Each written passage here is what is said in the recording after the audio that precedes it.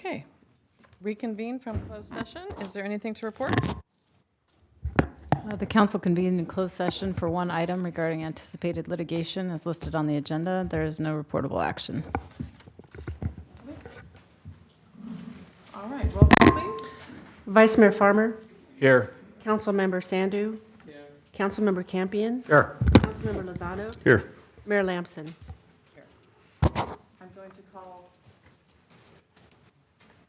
I'm going to call Riley Harmon with the Galt Teen Center forward.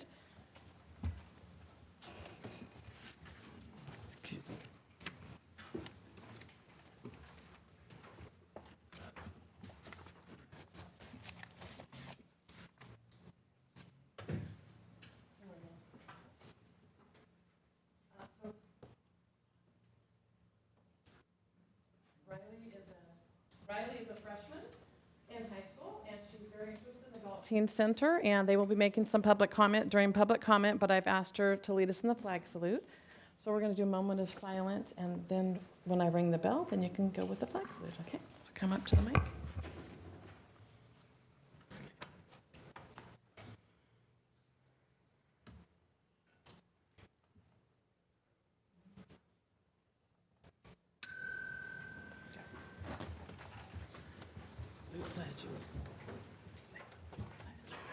Salute, pledge.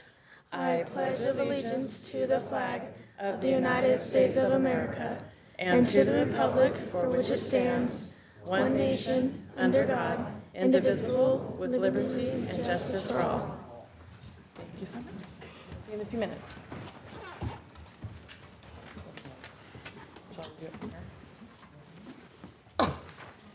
Can you replay the statement, please? This meeting of the Galt City Council will be cablecast on Metro Cable 14, the local government affairs channel, on the Comcast Consolidated Communications and AT&T Uverse cable systems. The meeting is closed captioned and webcast at www.sacmetrocable.tv. Today's meeting will air Friday, September 6th at 9 a.m. and Saturday, September 7th at 9 a.m.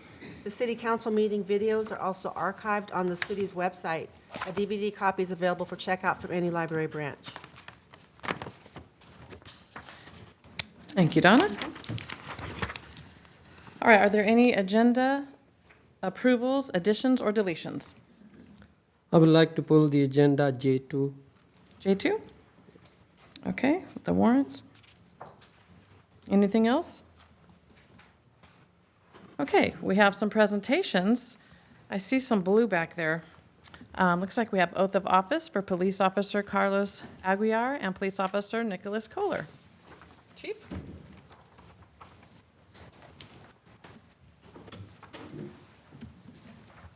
You guys want to come up? Right there. Turn around and face everybody. Pressure's on. Mayor Lamson and council members, city staff, and our audience that's here today. It's always a huge pleasure and an honor to introduce our new police officers to our community. We work really, really, really hard to find the best and the brightest people that really want to work in our community, people that are dedicated to our way of life, and people that just truly want to serve. Our community is second to none. Our community loves the cops, and the cops love the community. And when I interview folks for this position, I ask them some questions about what they want out of life, what they hope to aspire, and where they want to be. And well, quite honestly, if they're not giving the answers that will help them become part of our community here in Galt, then I won't hire them. And these two young men fit that description. And so what I'm going to do is I'm going to read a little bit about them, and then they're going to get sworn in front of all you. So Carlos Aguiar, he's a resident of Galt, and he has his family here with him.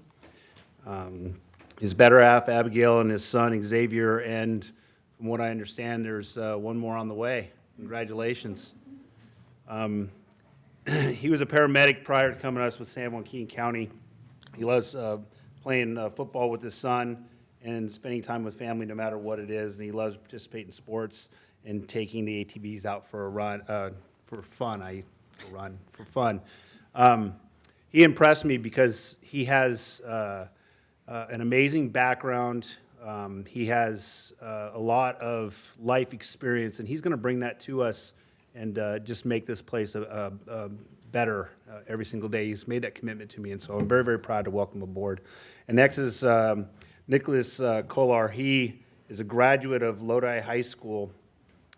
He enrolled himself into San Joaquin Delta College with social sciences and humanities. He enjoys spending time with family and being outdoors. This young man knew early on what he wanted to do in his life. That's become a police officer. He's dedicated his life to making sure that he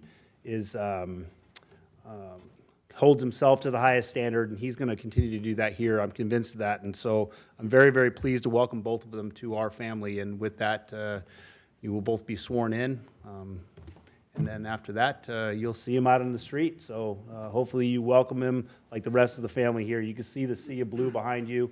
That's how much that we love our brothers and sisters that come and join us for our Galt family. Now you're part of that. So welcome aboard.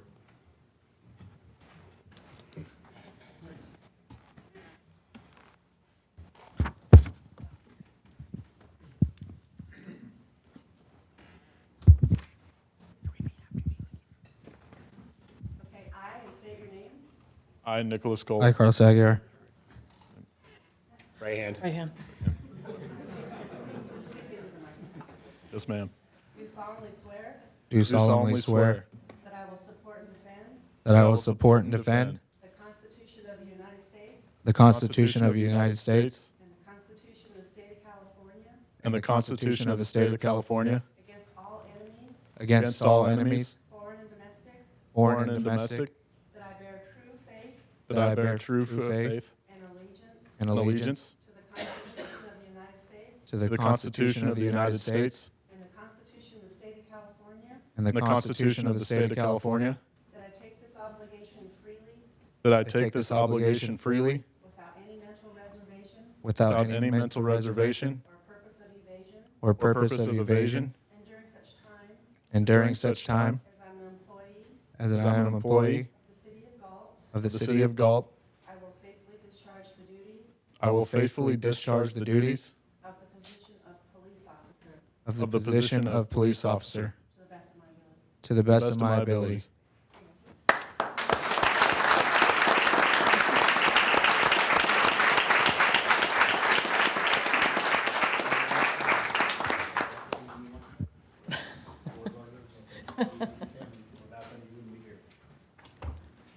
Go to the podium, go to the podium.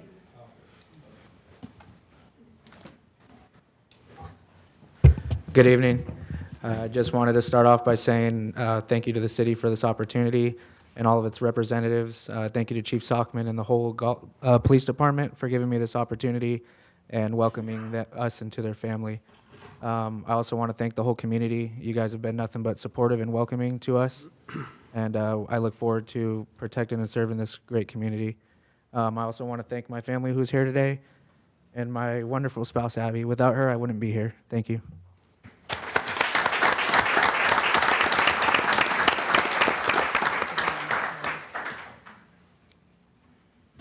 Hello, everybody. My name is Nick Kohler. First, I want to thank everybody for making it here today. It means a lot to both of us. Also, I want to thank the Galt Police Department for giving Carlos and I the opportunity. I'm beyond grateful for the opportunity, and I'm still every day just super happy and excited to start working for the city. It's been a blessing, and I'm really excited. Thank you.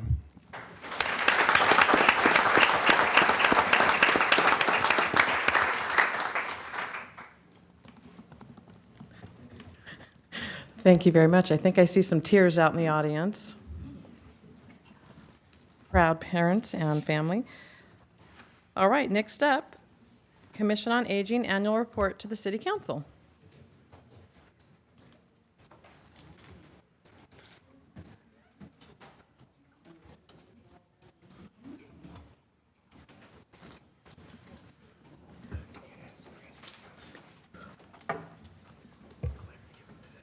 Good evening, Madam Mayor.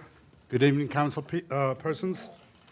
I'm Bob Belay, Chairman of the Commission on Aging, and I am pleased to present this annual report to you. I want to also point out at this time that my fellow commissioners, Alvin, Roberts, and Penny, are here to support me, and I appreciate that. Thank you very much.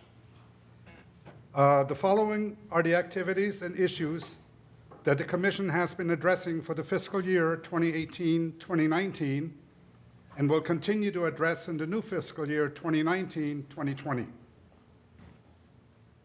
1, preparing a resource guide calendar for seniors once again, with basic information such as organizations, addresses, and phone numbers that seniors can contact if they have a specific need. The Commission decided that the best platform to accomplish this goal is to use the monthly resource calendar method that we have been using, and we will continue to use that platform.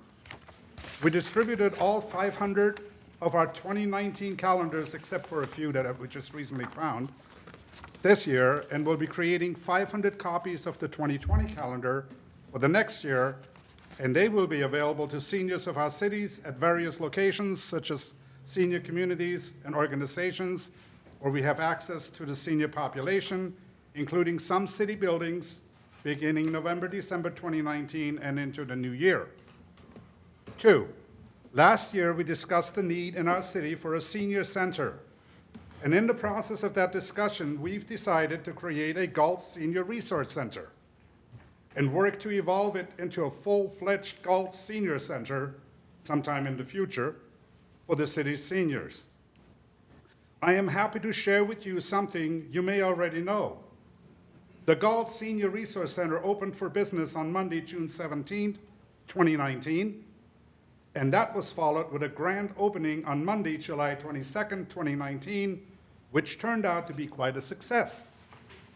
Thank you to those of you who responded to the Commission's invitation for this event and the business community that responded so generously with food donations, brochures, flyers, and other information that benefits the senior community.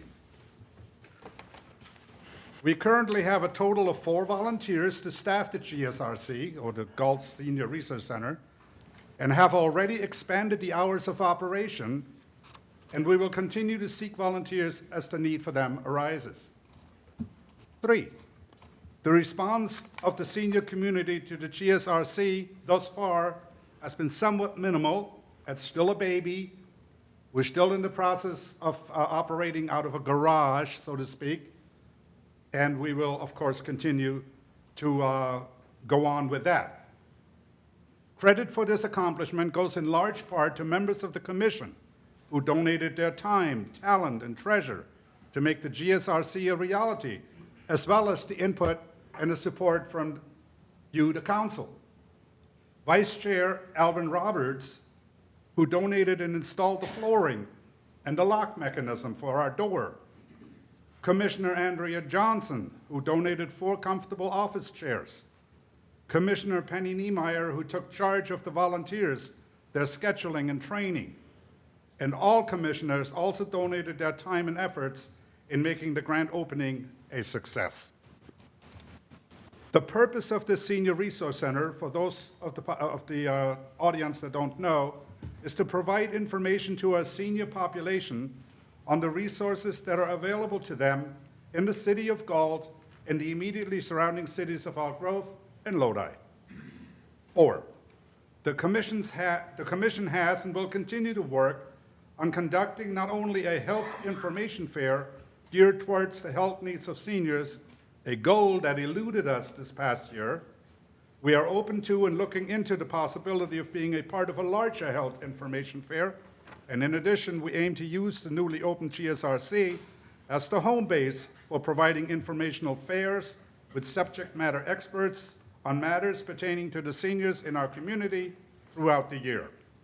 5, we have been working diligently on bringing the existence of our commission to the attention of the public by use of the local newspaper and are exploring other city platforms and other social media outlets pursuant to city laws and guidelines. In fact, we have a volunteer right now working on getting our own web page so that on the social media, so that we can get the word out that we exist and that we have something to do for the volunteers to help these people out. The goal is to let the seniors of our city know our mission, entrusted to us by you, the council, and inviting seniors to attend our monthly meetings. The commission has an excellent working relationship with the Galt Herald editor, and we appreciate that very much. This enables the commission to bring issues affecting our seniors to their attention via the Galt Herald, as we said, and we thank the Herald editor for this opportunity. We submitted our mission statement and our agenda to the city clerk for publication on the city's webpage or website, and the quarterly pamphlet mailed to the citizens of our community for her perusal and approval with changes suggested by the city clerk. Kudos to the city clerk and Parks and Recreation specifically, and specifically their representative, Ms. Monica Lopez, for their cooperative assistance collectively. We will continue to use those media platforms in the coming new year. One of our GSRC volunteers, as I already mentioned, is currently working to create a website and other media outlets for, to bring our commission, not our commission, but our research center to the attention of the seniors and, of course, the commission as well. 6, all of us on the commission take the task of being advocates for the seniors of our community very seriously and will continue to encourage all seniors to bring issues concerning them to our attention. We can do this best by letting them know about the commission, our mission, and inviting them by all possible and legal means to communicate with us their concerns. The commission, in turn, can apprise you, the city council, of any legitimate concerns that may require your action. 7, to enable the Commission on Aging to be a better advocate for seniors, we have introduced ourselves to the 9 existing senior care centers in Galt recently, and are planning periodic visits at those facilities to let the seniors residing there know of our existence and to invite them to contact us if they feel a need. My thinking on that, or actually our thinking on that, is if they can't come to us, we're going to go to them to let them know of us and how we can be of assistance to them. In addition, we are planning to have informational events at those facilities from time to time as their management may permit. So we'll have subject matter experts like legal issues, have an attorney like Reynoso, I forget his full name, but anyway, just one instance where he can go out and all the people that live in that facility can sit in their community center and have a presentation given to them on wills, trusts, and so on and so forth. So that's just one. And then, of course, other health associated organizations and subject matter experts as well. Finally, the Commission wants to thank our liaison team, Director Solis and Ms. Lopez, and their very helpful staff. We couldn't do what we do without them. Thank you very much. I want to make that crystal clear to the public that you guys are you're just the best. You keep me in line, and that's a job and a half right there, okay? As well as the city clerk, Donna Settles, for their collective or individual guidance they provide to keep the commission on the proverbial straight and narrow as we continue to strive to advocate for our seniors of our city. Are there any questions? So, Mr. Bailey, I noticed I was at an event with you. Are you making efforts to have the Aging Commission kind of meet with the senior club and make sure they're informed? Yes. Wonderful. Thank you for all the hard work. It's just wonderful to have some place for the seniors to reach out, and you going to them is absolutely phenomenal. Yeah, because they're not coming to us right now, you know. So I'm going to go to them, because that way the word spreads, and then more of them will contact us. That's what it's about. But like I said, we're in the infancy stage right now, and hopefully that infancy stage doesn't last too long. You know, we want to grow into a full-fledged organization that assists seniors in their needs for information. Bob, did you want to share the hours of operation with the audience? Yes, the hours of operation right now are Tuesdays and Wednesdays and Thursdays. Tuesdays and Thursdays, they are from 10 a.m. to 2 p.m., and Wednesdays, they are from 10 a.m. to 12 noon. However, we have a number, there's a number that we have that you can call if there's nobody there, if we're closed, to leave a message, and then we promise to return a call within the 24-hour business cycle. Very good. I don't have the number in front of me right now. Sorry. That's okay. That's good. Any other questions? I just wanted to say thanks for all you guys do. You guys are one of the most active committees. And the fact that you guys are seniors kind of embarrasses the rest of them because you guys do the most work. I mean, there's a couple other that are pretty active, but for what We got nothing else to do. Got to keep busy, stay off the streets. The chief would agree. Stay out It's a of good trouble. thing to stay off the streets. we'll continue to stay out of trouble then. Okay, I will. Any, Bob, I just want to say thank you for all you do and your passion for the seniors in this community and your patience with us early in this year as we had to do some reorganization. So No thank problem. you so much. I got over that. Thank you, Bob. Have you and all your commissioners doing a really good job. Thank you you very for all much. the members. Thank you, Bob. Thank you. Have a good evening. Thank you. Next up, we have the Parks and Recreation Commission Annual Report to the City Council. Director Solis. Good evening, Mayor and Council. Armando Solis, Parks and Rec Director. Unfortunately, I don't have a commissioner here to give this annual report, so I had to get up.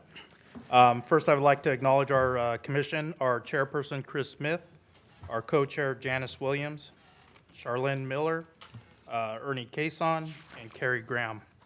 Over the past year, some of the items that they've weighed in on and provided some guidance to the Planning Commission and to City Council are the Community Park Play Structure, Digital Freeway Board, impact fees, grants, including the Prop 68 information that we brought forward to you. And then, as required, a report has been provided to you with absences and dates of the meetings. If you have any questions, I'll be glad to answer them. Since you mentioned it, what is the update on that 68, the Prop 68? We are still waiting. They're still reviewing them. Really can't give us a date of when they're gonna get us some information. You know, I was reading I was actually looking at something completely different, and I was reviewing through the Parks and Rec, the purpose and intent of the commission, and there was some verbiage in there like, outreach to the community, keep the community informed on XYZ, things that relate to Parks and Recreation, parks, so on and so forth.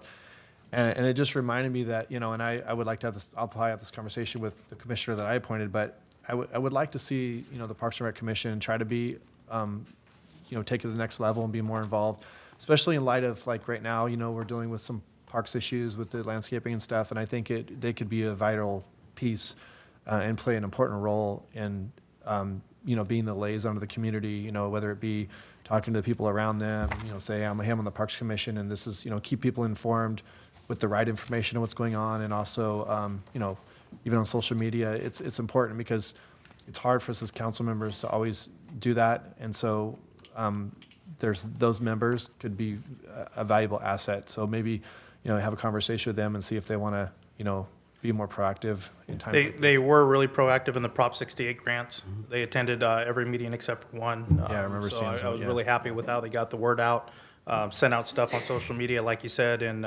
requested some information from people if they had any comments. So they did do that. I think this group is willing to do that. So, Thank you. anything else? Thank you. We appreciate all they do in planning and for our future. All right. Next up, we have a proclamation honoring Michael Guttridge.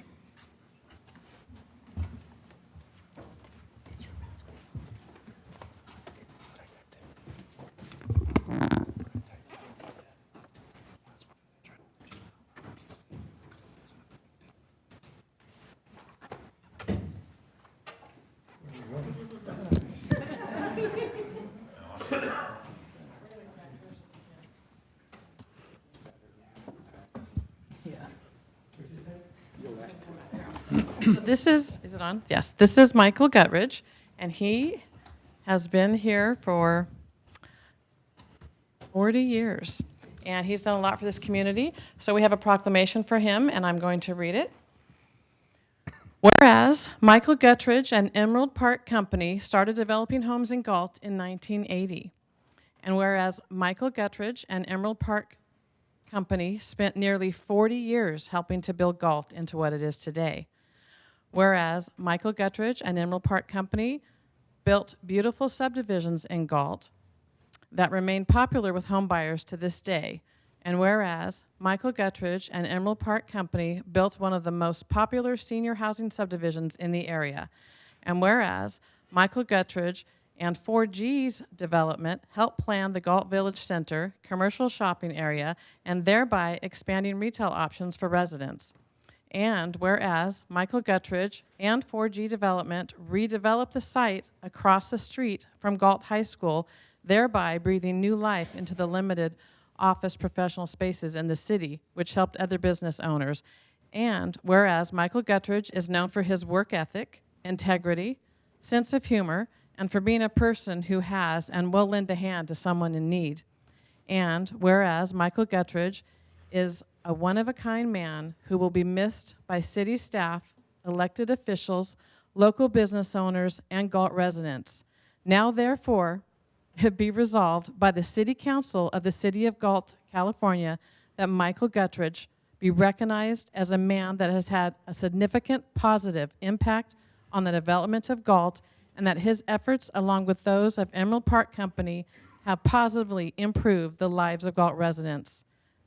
Witness thereof, whereof we have hereunto set our hand and caused the seal of the City of Galt to be affixed this 3rd day of September 2019.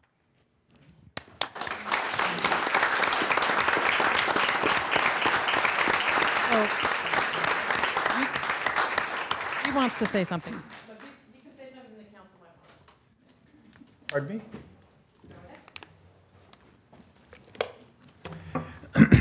I'd just like to thank all through the years and the people in the council. And Kurt probably knows when my dad started and so on and so forth. And we've gone through new councils and we've gone through new city managers and so on and so forth. But overall, we've enjoyed our stay. The people in the building and planning department have really come forth for us in many ways in the last years.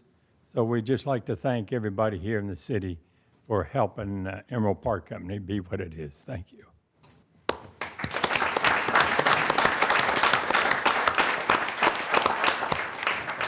And tonight, my sister Sally's here. And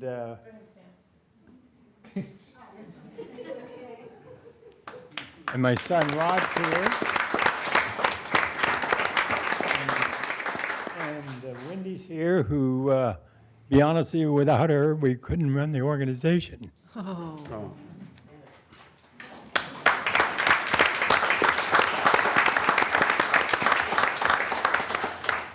And Tim's here, who is Sally's husband, helps us out every once in a while. So sort of a whole family operation. Thank you again. Thank you, Jim.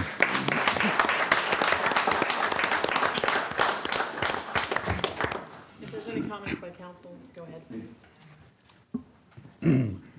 When I first came to the city of Galt, I'd heard of the Guttridges, and I just said, thank you, Jim. That's Mike's dad.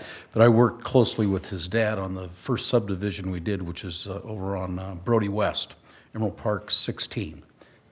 Emerald Park 17. That was the first subdivision I worked on as the city's planner. And I had heard about Jim Guttridge from other employees, and he was an interesting fellow, much like Mike. He was very straightforward.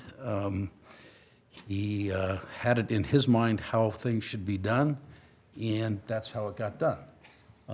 We didn't we would have discussions, and, you know, sometimes the law would get in the way of what he wanted to do, but it seemed to get worked out. But it was a pleasure working with Jim back then.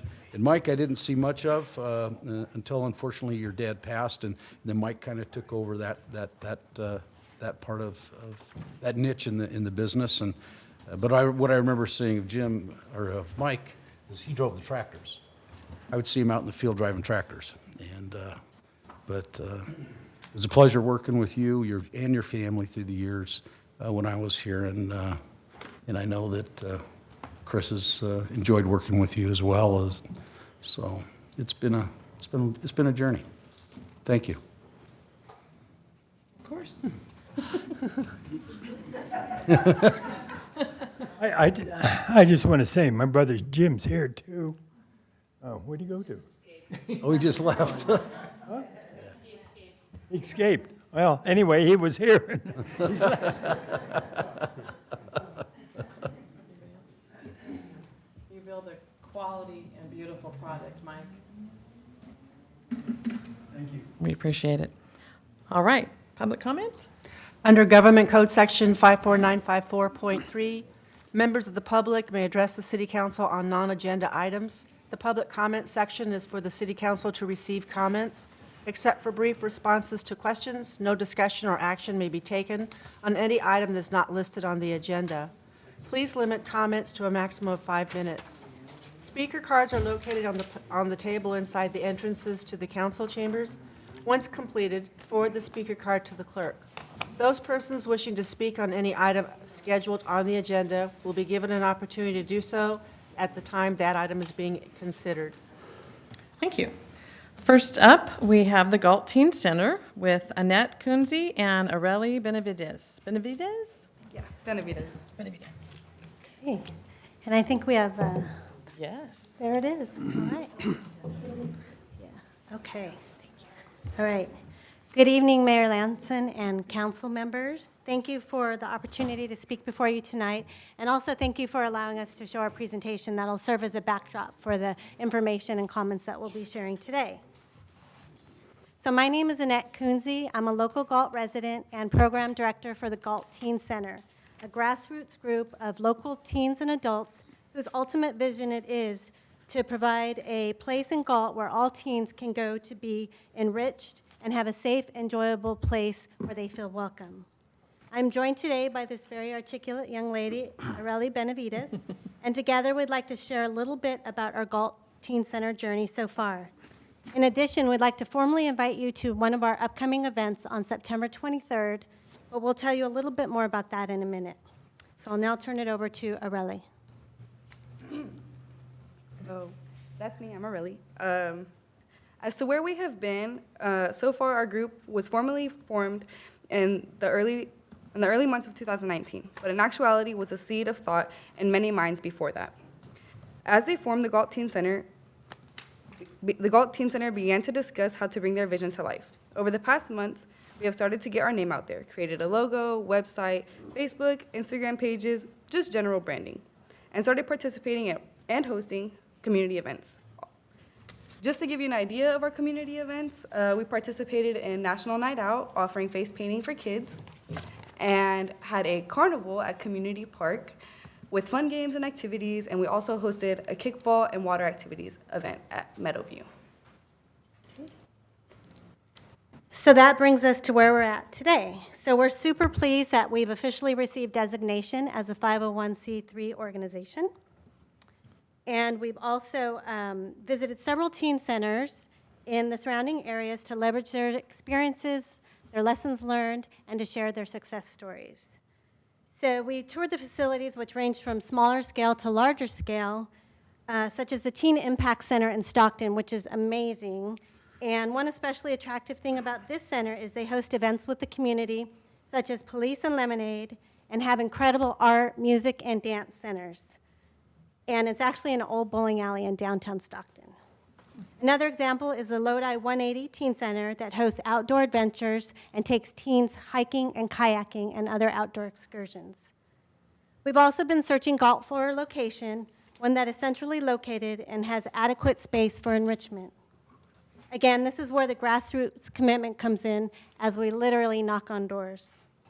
One of our big events coming up that I briefly mentioned at the start is our Community Teen Design Center Workshop, which is being held on Monday, September 23rd from 6 to 8 p.m. at the Cibola Center. We, the Galt Teen Center, already have some ideas for building the center, but we believe that it's the whole community that should have an opportunity to share their ideas and perspective. There may be things we might not have considered as we're moving forward, or there may be some real creative ideas out there that will benefit us. So the design workshop is based on human-centered design principles out of the Stanford D School that focus on empathy, perspective, and an iterative creative process. The HCD concept has inspired many projects making notable changes across the globe. It is these HCD concepts that will serve as the foundation as we invite all community members to come together to share their ideas and input for a holistic view. By sharing ideas interactively, we hope to spur the creative process. Our theme is It Takes a Village, because we truly believe that, and we sincerely hope that you'll join us. So that leads us to where we're headed and where our journey will take us next. Two big immediate items before us are funding and location. We will begin navigating through the grant and funding process, which we see as a critical source of seedling. We are hoping our efforts to date put us in a good place for that process, as well as our strategic and business plans that we'll build following the workshop. We're also reaching out to our representatives in the Congress and the Assembly for support.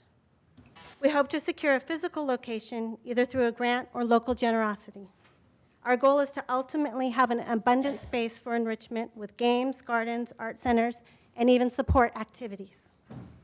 We hope to continue building our momentum through word of mouth, continued events for teens, and working with local partners, and visiting even more teen centers to gain insight from their experience. We will also, of course, be on the lookout for service opportunities. And I'll now turn it back over to Aurelie.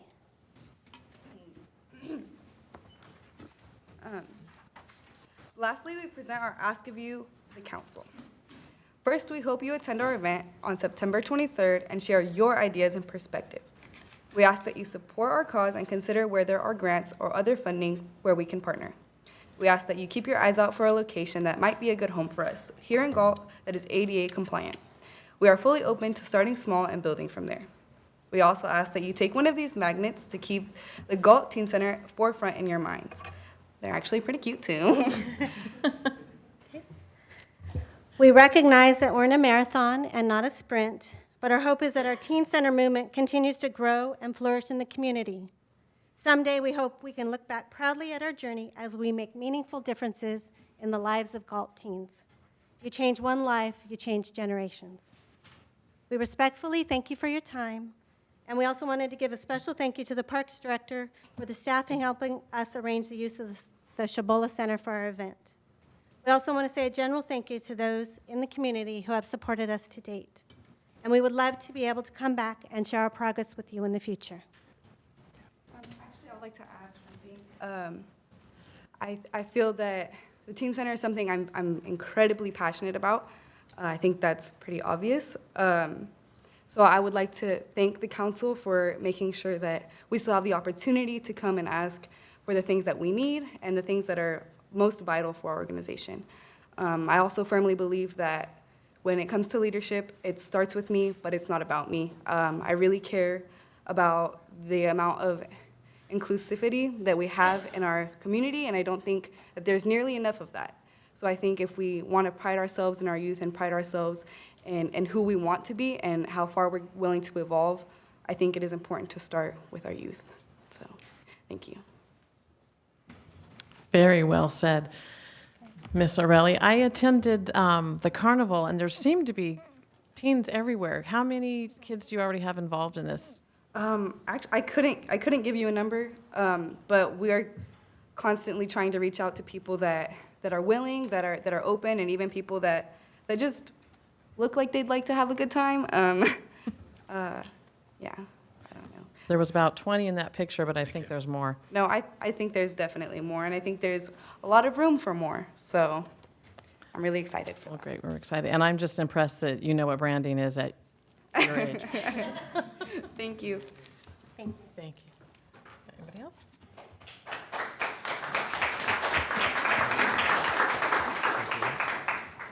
Oh, absolutely, go ahead.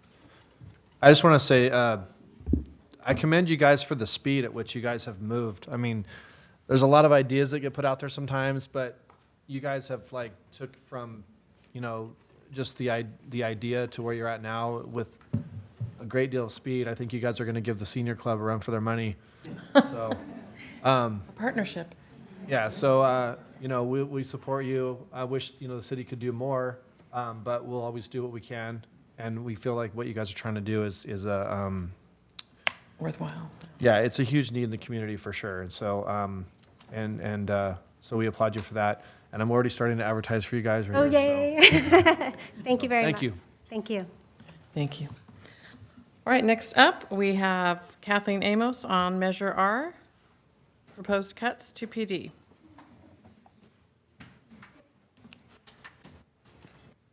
Thank you.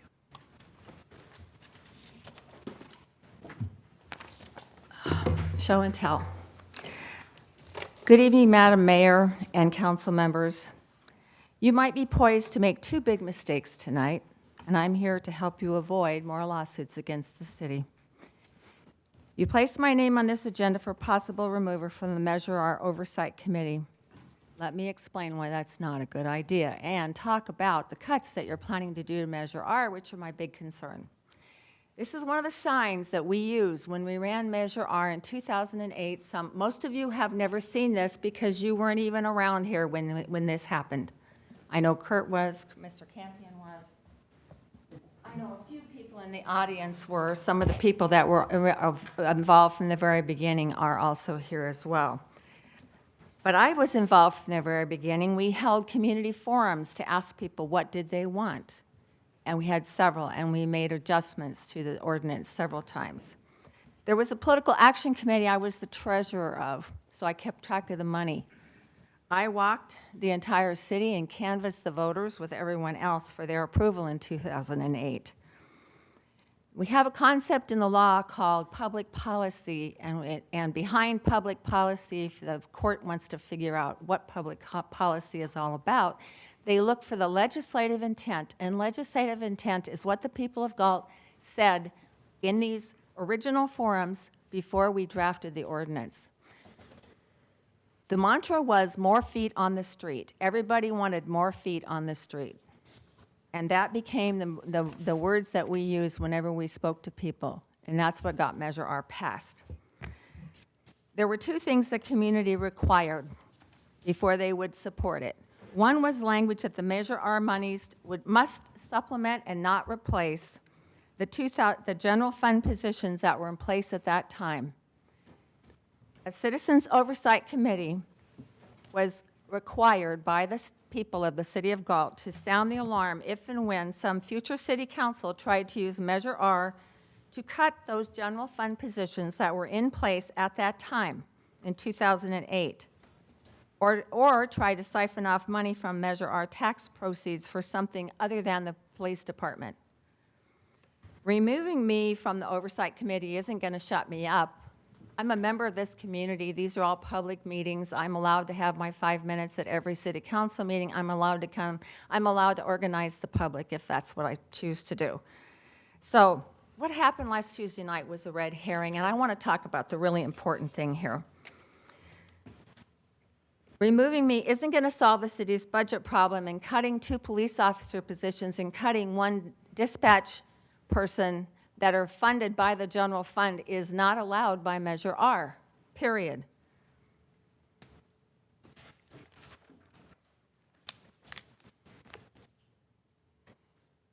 When I return, let's all take a deep breath and a big step backwards and address the real problems that Galt is facing right now with their budget. These budget problems are nothing new. I was appointed to the Parks and Rec Commission in 2006. We were discussing the exact same issues then, exactly the same, dropping revenues in the market, and at that time the general fund was $6 million. It's almost double now, and we're still hearing this thing about, well, we have to cut the police department because. Sorry, it is not of inflation. And I heard last week also the excuse that, well, we're spending more money now than we did then, so that allows us to do this. No, that was not the test. It's feet on the street. Of course, inflation has occurred, so of course we're spending more money now than we were then. You're not allowed to freeze any police officer positions. You must cut somewhere other than the Galt Police Department. It's my understanding that right this time, we have the same number of positions of police and dispatch that we had before Measure R passed, and we also have the same number of positions that were in Measure R. None of those positions may be touched under Measure R. And there are several people in this room that could testify to that, if necessary, in a court of law, as to what the original public intent was and what we told people. I have all the materials. I still have all the materials from the Political Action Committee. So I know I'm bringing bad news. I had posted on Facebook before the meeting last Tuesday night that I was planning to come to see whether or not there really was an intention to violate Measure R. Kathleen, you'll need to wrap it up. And unfortunately, I found that there was. Kathleen, your time is up. I know. I have lots of creative suggestions that I could make, but my time is up right now. But I'm here to tell you, you cannot.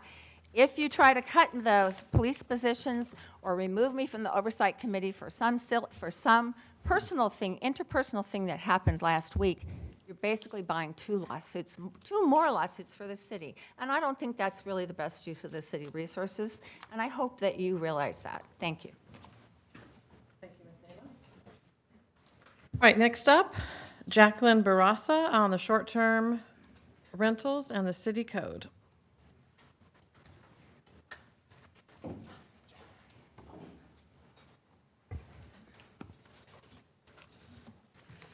Good evening, Mayor and Council. My name is Jacqueline Barassa, and I've been a Galt resident for a majority of my life. My husband and I bought our first house here in Galt about 7 years ago, and we've worked extremely hard for what we have and what we've done to provide a safe and loving space for our children. Today, I'd like to speak to all of you about a terrible dilemma that has occurred on our street and caused so much pain to our neighborhood. I would like to bring clarity to everyone sitting in front of me to ultimately help secure a solution. I feel confident I've taken all the appropriate steps, reached out to the correct authorities, and have done the research to present this to you this evening. Sorry. Speaking for the majority of my neighborhood, my neighbors know that I'm here to represent them and have given me their full support. In October of 2018, 69 Lorna Way went on the market. The real estate agent that had listed this decided to buy it himself. Being friendly, we introduced ourselves and welcomed him to the neighborhood. He informed us that he lived in Elk Grove and soon would be moving his family to the house. He never moved in, but rather within a couple months, we witnessed different people and cars coming and going from the location, staying for only 1 to 2 days at a time. This put a huge red flag up. Within a month, started the extremely loud parties with noise going far beyond the noise curfew of 10 p.m. Now, we are all full supportive of an occasional birthday party celebration or other fun and enjoyable get-togethers, but when it advances from weekends to nightly, causing both our children and ourselves being woken up at all hours, it starts to seriously affect our happiness. My husband leaves for work first thing in the morning with only a couple hours of sleep because of this. We live stressed. We live stressed and we do not feel safe, and we are close to listing our home. This house has brought chaos to our entire neighborhood and takes away how blessed we thought we were. I first brought this to the police station's attention 9 months ago. They informed me that I needed to speak with City Code. I spoke with City Code that same week. I was informed that there was nothing I could do about it, and they are breaking any codes except maybe a slap on the wrist for noise after 10. So we all discovered that this was an Airbnb. Anyone not familiar with what an Airbnb is, it's an online website that provides a short-term stay in homes. This becomes extremely convenient when in large groups due to cost. It has been hugely popular for not only people that travel, but we've learned places to throw unmonitored parties with little to zero consequences. Unfortunately, as neighbors, we're the ones paying these consequences. We have tried multiple times to speak with the guests, but the majority could care less about our needs due to checking out the very next day. Trash is left on the streets and in our lawns, ranging from liquor bottles to condom wrappers.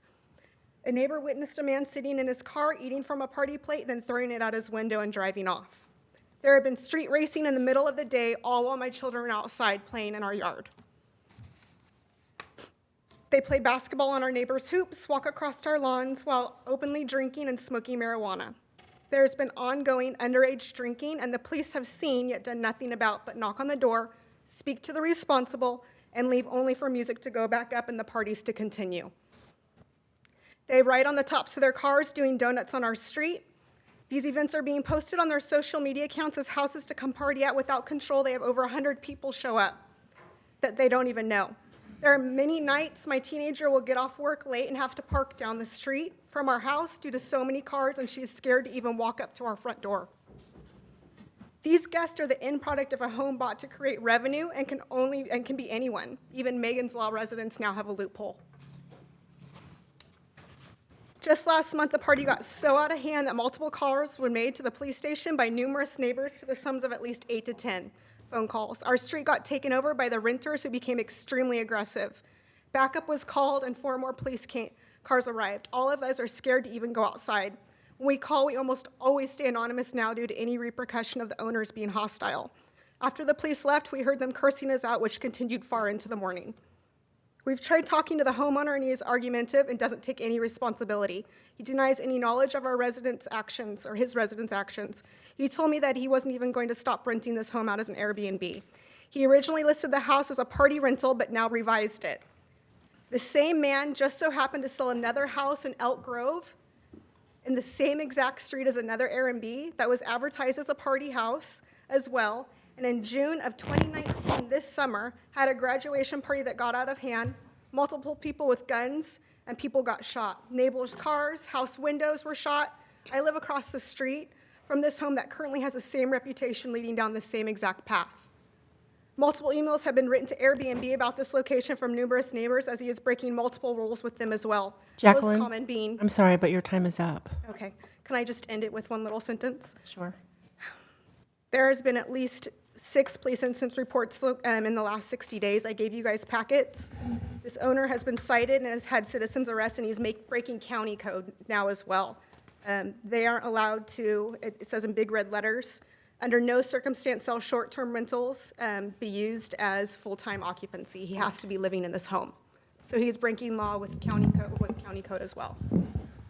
And I do thank Chris, because I have talked to him a couple times and he's being very cooperative, but we need a solution. We're beyond frustrated in our neighborhood. Thank you. Wow. Thank you so much for speaking about that. Mr. Hagland, is there somebody needs to meet with her, or the chief? Yes, we will meet with her. I think that the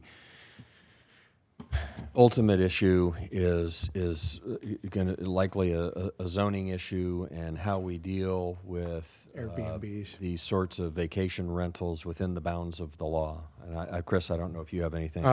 Yeah, I'm familiar with the issue, and we don't have any regulation on Airbnb. The owner of the property does have a business license for a rental, did not indicate whether it's short-term or long-term. When approved, it was just assumed it was, monthly rental type thing.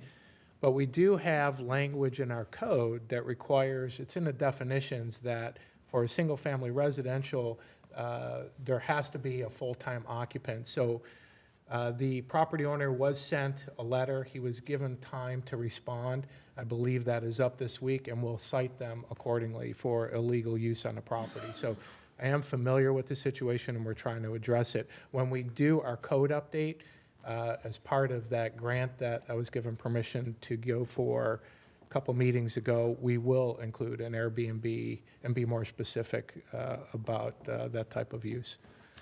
And the only comment I want to make is that we are aware of the situation. The officers go out and handle each situation individually. We document all of it, and then our department and community development have been working hand in hand about this specific address. And we're working on it collaboratively to try to figure out what we can do. The one incident at a time, I mean, it really makes it difficult to resolve it. You can cite, you can arrest, you can chase people away, but she's right. The minute we leave, everything cranks back up. That's every house party that we go to. But without an owner on site, it makes it extremely difficult. So we've been working with community development to try to take care of it on the administrative end, specifically with the homeowners. So I encourage you, call every time. Just I know you do. I know how many calls for service. I know your frustration level. Call us every single time. We will respond every single time. Everything that's going on out there is being documented and is being shared, so that there's anything that we can do administratively. That's the avenue that we're taking right now, because I think the property owner is really the one that we should be addressing this issue with. So. Chris, in terms of I know you notified the property owner, but the penalties, can you elaborate on what the penalties would be if? Well, it would be typical code citation, which would be, I think the first is, $500, and then it's $100 a day thereafter for violation of a code for an illegal use. And again, the idea of that zone in an R1C is for a single-family home, and rentals are okay, but for the long-term occupancy of a family. And so the short-term occupancy meets more of the definition of a hotel, which is not a permitted use in that zone. So that's what again, we sent him a letter, I want to say 2 weeks ago, gave him a couple weeks to respond, have not heard from him, so we are going to start citation. Okay, yeah, and I was going to say, backing up to that, if the county has an ordinance in place addressing the short-term we'll adopt it. Rental, we could, lift portions of that, adopt it locally, and I don't know whether that would meet the criteria for a 4/5 urgency ordinance or not.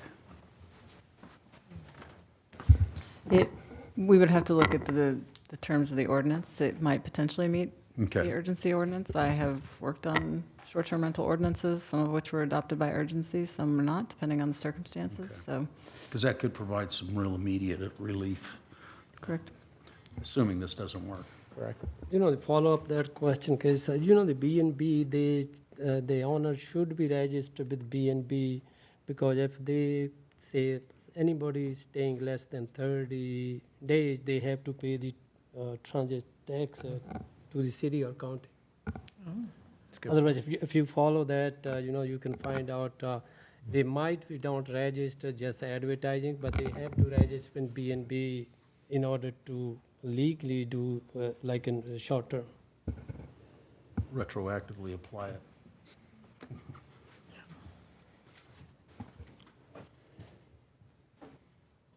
You could see in the packets that we've actually written Airbnb quite a few times, and just reading the reviews online, they're not very responsive. But what I can tell you is the main law that they're breaking is that it's supposed to be 15 adults and 5 children in one night, and they're breaking that every single weekend, amongst many other things. But just like my own family, we've stayed in Airbnbs. Obviously cost, it makes sense sometimes when you're going places, but when it's this many people, it's just not a good idea in a residential neighborhood. Well, Ms. Ross, we appreciate you bringing this to our attention. I know it's not easy to come and talk to us, and it's an emotional, it's an emotional issue for you. Thank you. And we appreciate you taking the time and making us aware, and we're going to get to the bottom of this. Chris, what's the timeline? You said you think that the response period for the letter ends this week. So moving forward, what's the timeline before something can actually? I have to go and check my data. I don't recall off the top of my head what our dates were, but I generally know that his time is up either at the end of last week or beginning of this week. So the timeline for cooperation will really depend on the property owner and his appetite to continue receiving fines. So we're hoping that the fines will get his attention and get him in here, and will revoke his business license. So yeah, I actually lived about 6 houses from this house for about 13 years. I raised all my children in that neighborhood, so it actually it makes me mad to hear this. So I would really want to stay on top of this, and if you could report back to me and keep me informed as soon as anything changes on this, Chris, I'd appreciate it. Okay. That would apply to the entire council. Yes. Yeah, report back to the council. All right, thank you. Next up, we have Jean Davenport with general comments. And then Mr. Davidson, you'll be after that.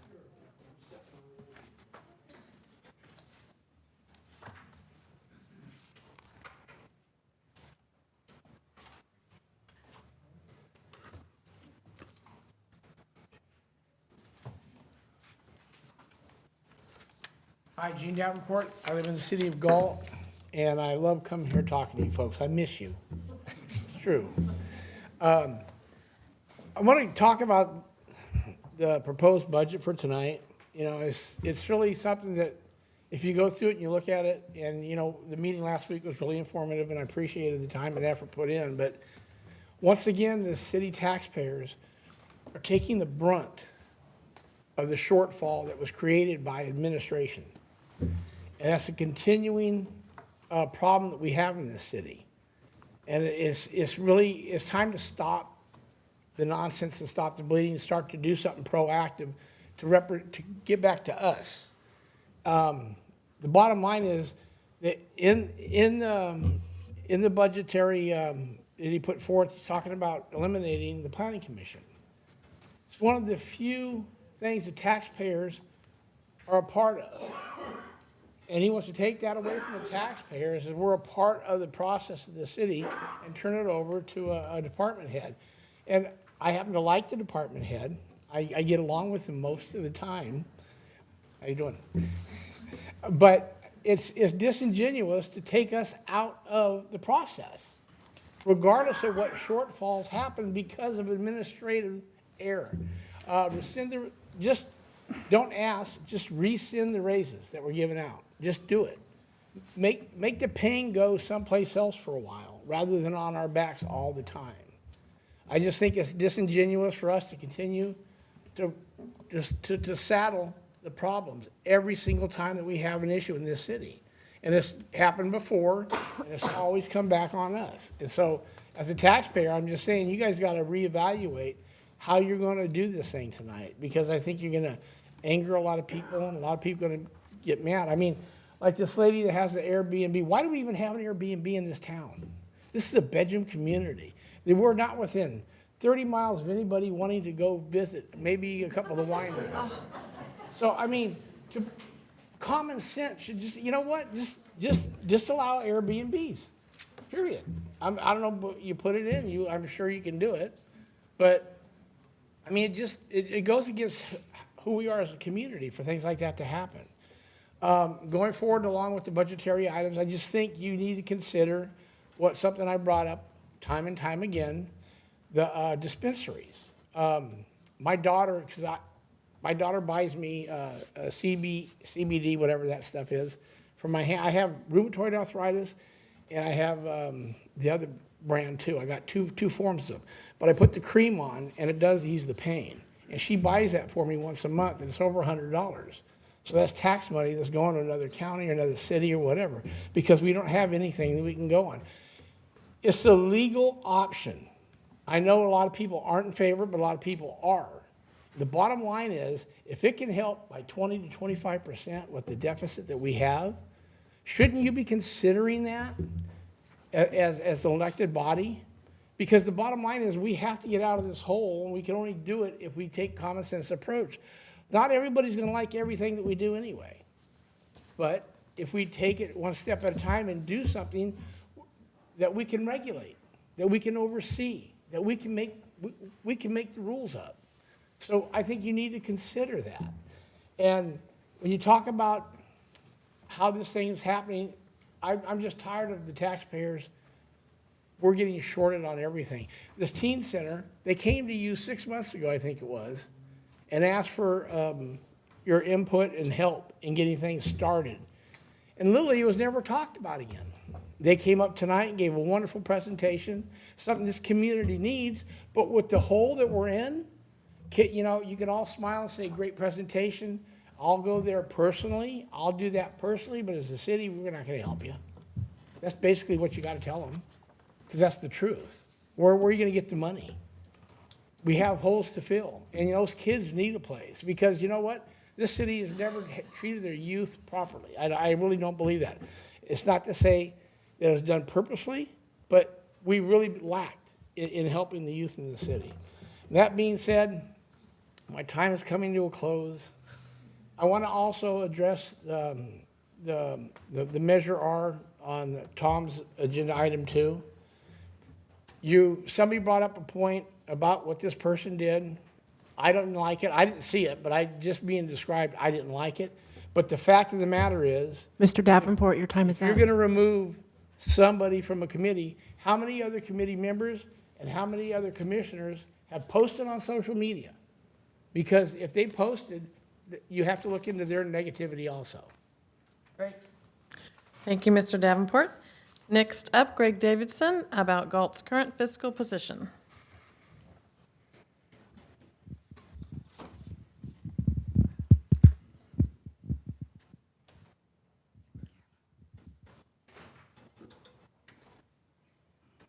Thank you very much, Madam Mayor, and members of the council, and thank you very much to the members of the community for being out here. That said, don't you just hate it when the guy ahead of you steals your topic? I was also going to speak in support of the dispensary. I think it's an item that the city should definitely be looking at.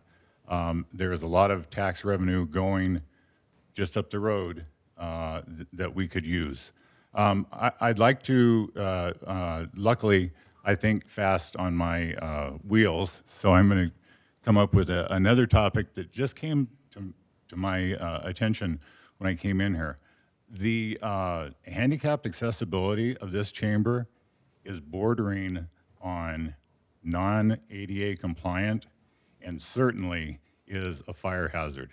If I had $1 for every person who's ran into my chair, used my chair as something to help themselves along in the aisle, pushed off of my chair, kicked my chair, whatever, I could blow a big hole in the budget deficit that we have right tonight. That needs to be looked at. I looked at the last row of seating there. All you would have to do is take a couple of screws loose, maybe a bolt from the chair next to it, and we could have a place. We are a very small community, I understand that, but any one of you is 1 second away from being where I'm at right now. I'd really like to see that improved. I'm happy to see so many friendly faces. Chris, if I can call you by your first name, you've worked with me before. Back when, oddly enough, to get back to this other topic, we were implementing Proposition 64, and I'm happy to see how well that's gone. Ms. Hood, I worked with you as well. And Chief, it's always great to see you. I'm going to talk about the history of Galt as I know it for the past 30 years having lived here. So when I say the council, I'm not addressing any of you. Please don't take my comments that way. For the 30 years that I've lived here, we've always watched as the council had this push me, pull you relationship with the growth of Galt. When we first moved here, and for quite a while afterwards, if your child came home from school and their shoes had been stolen, their shoes had gotten ruined, their shoes had gotten lost in gym class, whatever, there was no place to buy your children a pair of tennis shoes. We begged them for Walmart. We begged City Council for Walmart, and they fought and they fought and they fought. We finally got it. We could be hosting the Toyota Amphitheater, which Bill Graham Presents wanted to build here, but we didn't want to scare the cows. Now, I have nothing against cows. I have nothing against dairies or the people who work there, but it's an example of how decisions made about are we going to be a small town or are we going to be a big town are now coming home to roost. The other thing I'd like to I commend my fellow citizens for being here, but also I hear a lot of complaining at the hair salon or at the grocery store or at Walmart or wherever around town, but I don't hear a lot of solutions. And for a city of 20 plus some thousand to be facing the problems that we're facing and thinking that these 5 people up here and the associated staff are going to solve them is pure folly. It's never going to happen. I grew up in a small town. I grew up in Placerville. We faced a lot of the same challenges, and it was for a lot of the same reasons. We had Highway 50 that just cut right through the town. When my wife and I moved here, there was no east side, west side.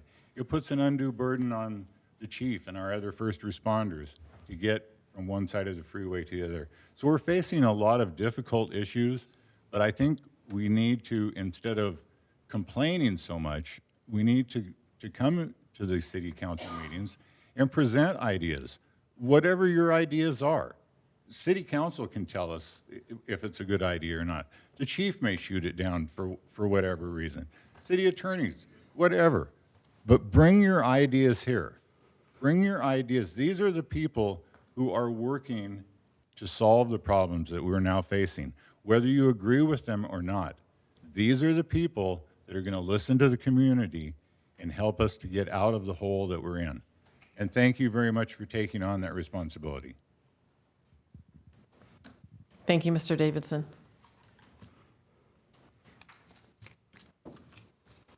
All right, reports by city. He's always fixed.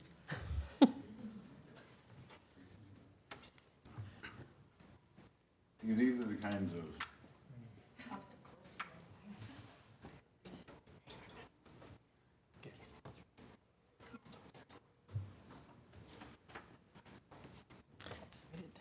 Out in the back. All right, next up. Agenda item, okay. Reports by city council members on regional boards, commissions, and committees. Vice Mayor Farmer?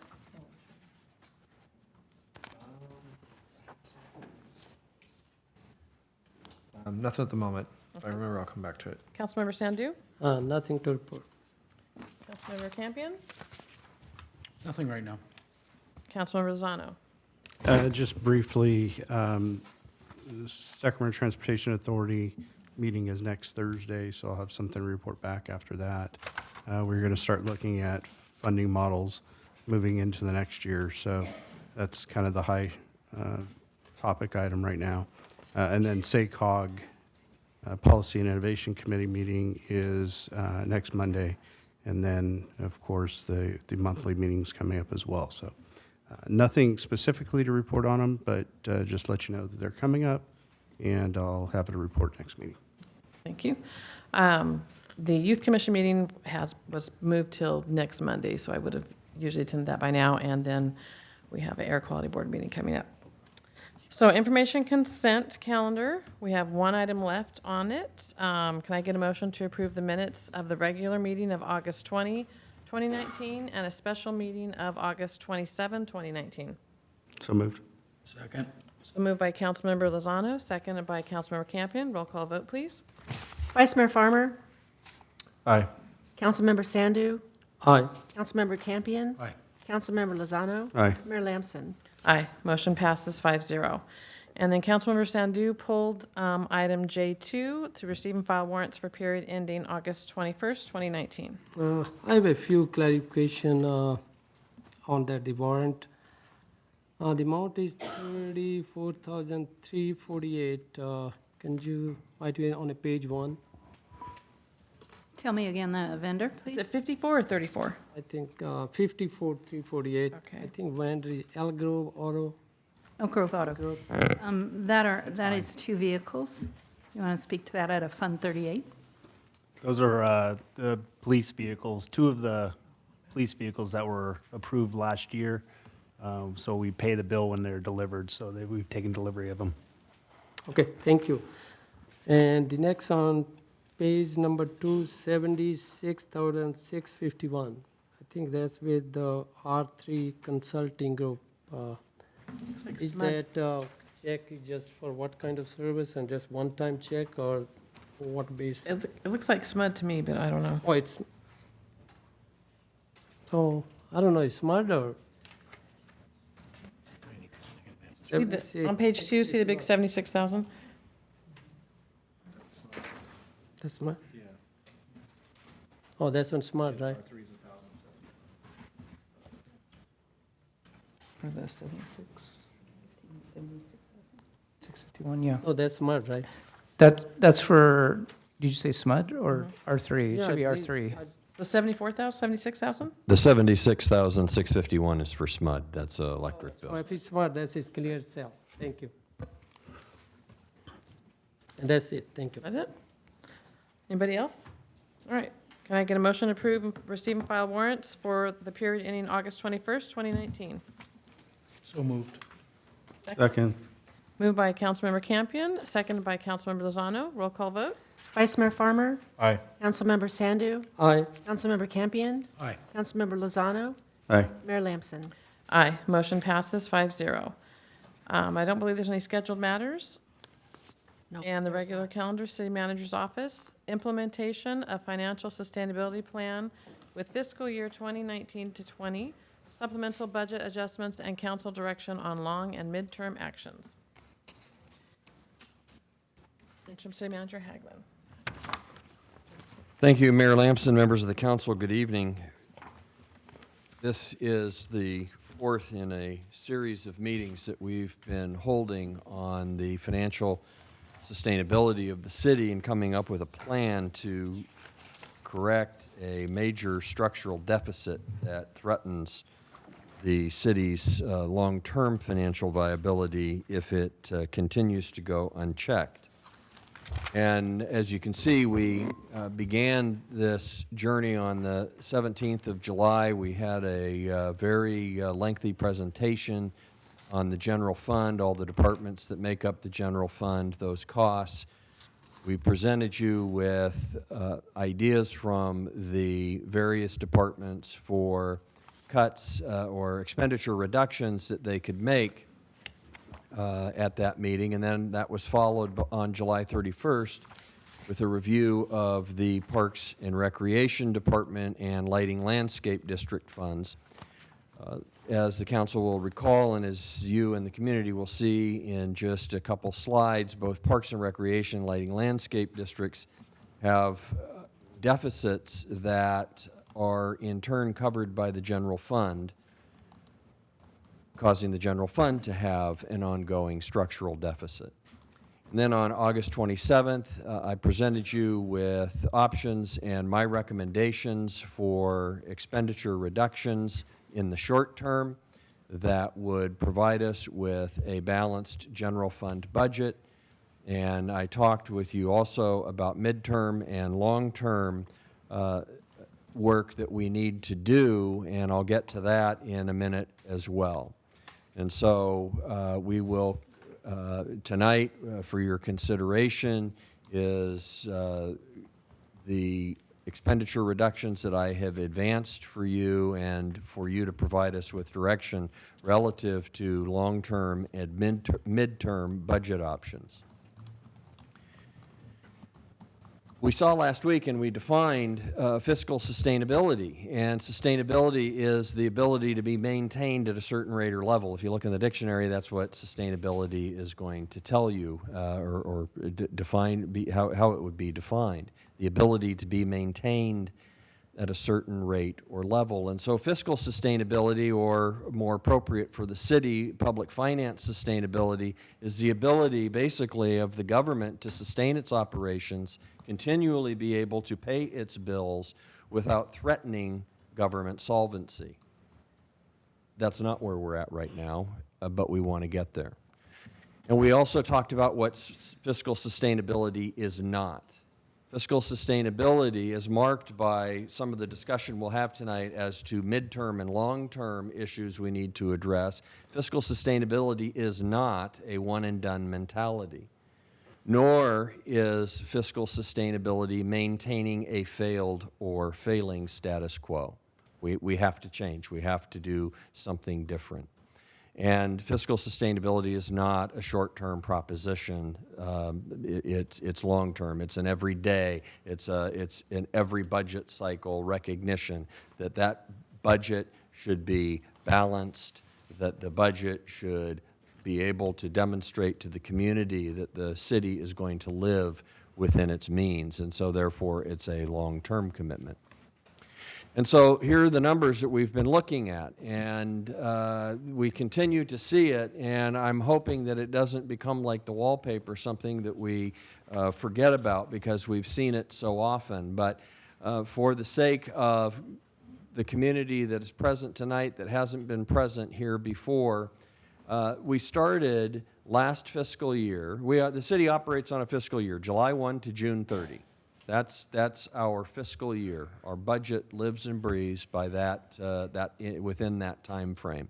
And so on June 30th of 2018, we ended that fiscal year, FY18, with $10,500 in the general fund. And from that, we had to pay some bills that were languishing out there. And those are all marked by the first 4 lines in brackets. Brackets mean a negative number in our accounting world. And so we made those deductions, and then we set aside $4.4 million. And we set that aside, parked it over here, set it aside for a rainy day, for those unknown things that might strike us, that we might need to spend money on, that we didn't otherwise have budgeted. And that left us, when we make all those subtractions from the $10.5 million, it left us with $4.85 million in available fund balance. That was over and above what we had set aside in our reserves. Then we took money in here in revenues, sales tax, property tax, others, fees. We reviewed all those different types. All those presentations are available on our website. And then we had our expenditures for the general fund. Everything we spend money on in the general fund, police, public works, the whole gamut. We had some capital, and we had some money that the general fund owed out to other funds that had performed a service for the general fund. Then we started covering the deficits in the West Side Lighting Landscape District, the deficit in the Parks and Recreation Fund of $1.4 million, and some deferred maintenance that resulted in a negative charge. And from that $4.8 million, it dropped down to $2.4 million in available fund balance. An over expenditure, if you will, of $2.4 million. And so we carry that up, and we started this year on July 1 in our budgeted allocations in the city budget. We started with $2.4 million. Took money in, just like we did the year before.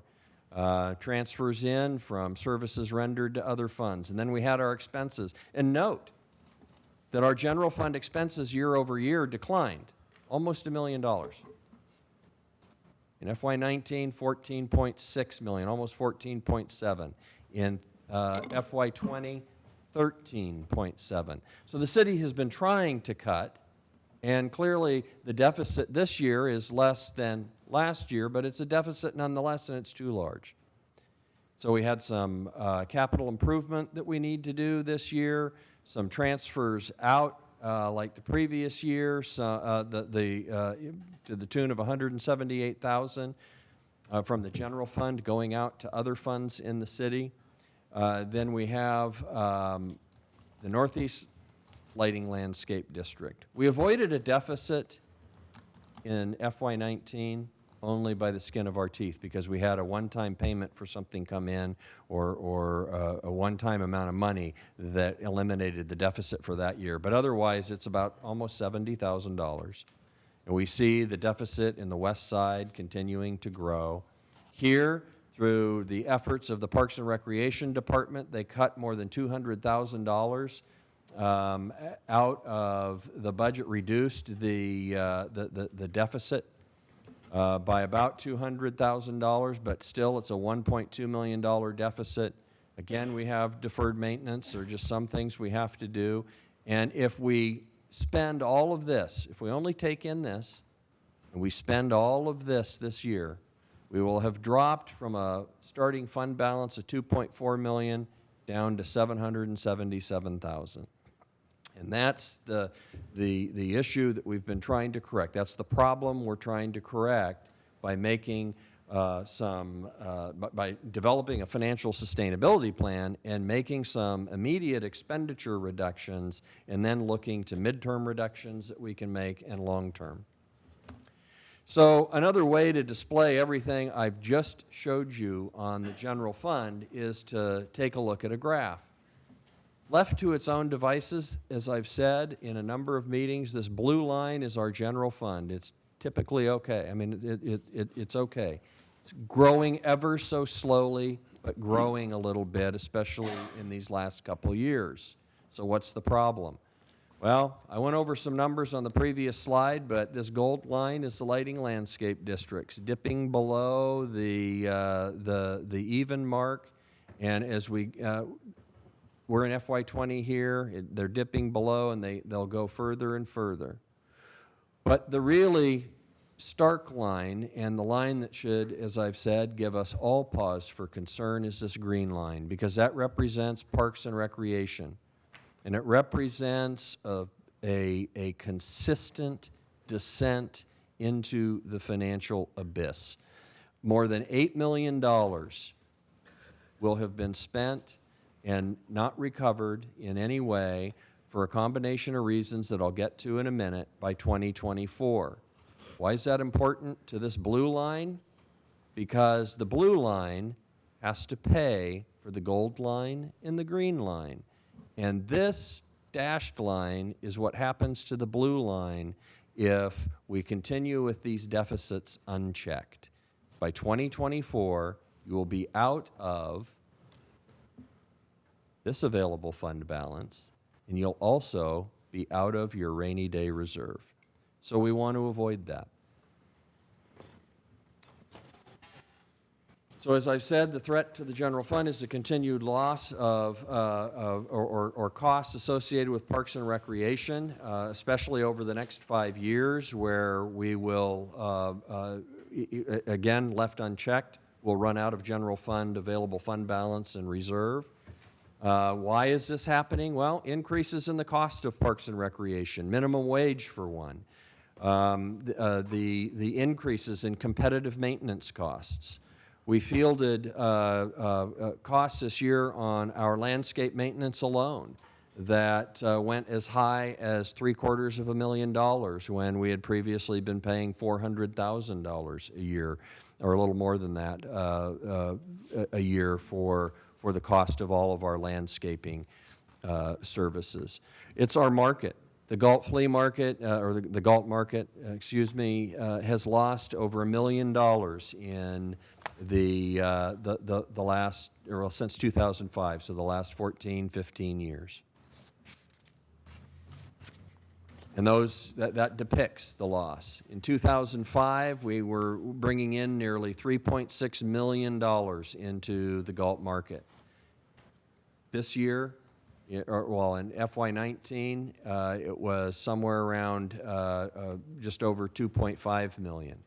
And so the loss of more than $1 million in flea market income and the increase in costs in Parks and Recreation, competitive landscaping costs alone over time, as well as other costs, some of which are mandated on us, and other just natural costs since 2005. Everything, inflation affects everything except our flea market revenues, it seems.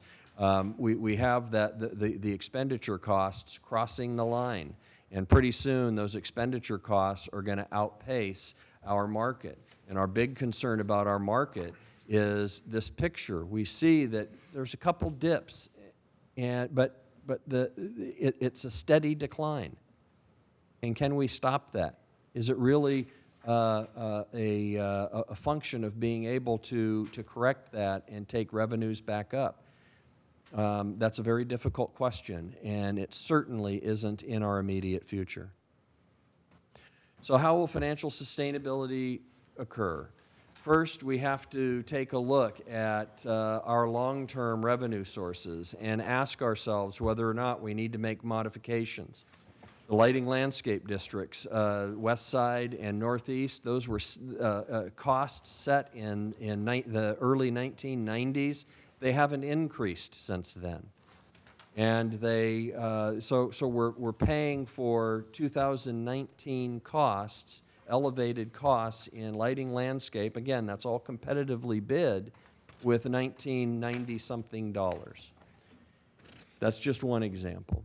but we need to look at developing revenue sources to take the place of a declining market. We have to anticipate a landing with that market very potentially no longer existing at some point in the not-too-distant future. We have to look at midterm options, and those are options that could be expenditure reductions. We talked last week that midterm options are those types of options that require us to either analyze something more particularly and evaluate whether or not a particular action can be taken either to promote revenue or to reduce expenses. We talked about those looking at employee-related expenses. 71% of our budget is related to city employees, and because we're a service organization, the employees provide those services. Employing someone is a very expensive proposition. And so if we want to look at options that would reduce our overall employment costs, some of that may require bargaining in good faith with our bargaining units, consistent with California law. So a lot of those are options that we look to the council for direction on, but they aren't something that we can unilaterally do. And so what's before you tonight are those immediate short-term efforts. They, in the short term, if approved, they will balance our general fund budget in a way that doesn't mean that they are expenditure reductions forever, but that they are the instant unilateral way in which we can balance our general fund as we work on midterm and long-term options. Because if we don't work on midterm and long-term options, we're destined for more cuts and more cuts on an annual basis, year after year, and that is not going to end well. So the recommended action is to make those expenditure reductions.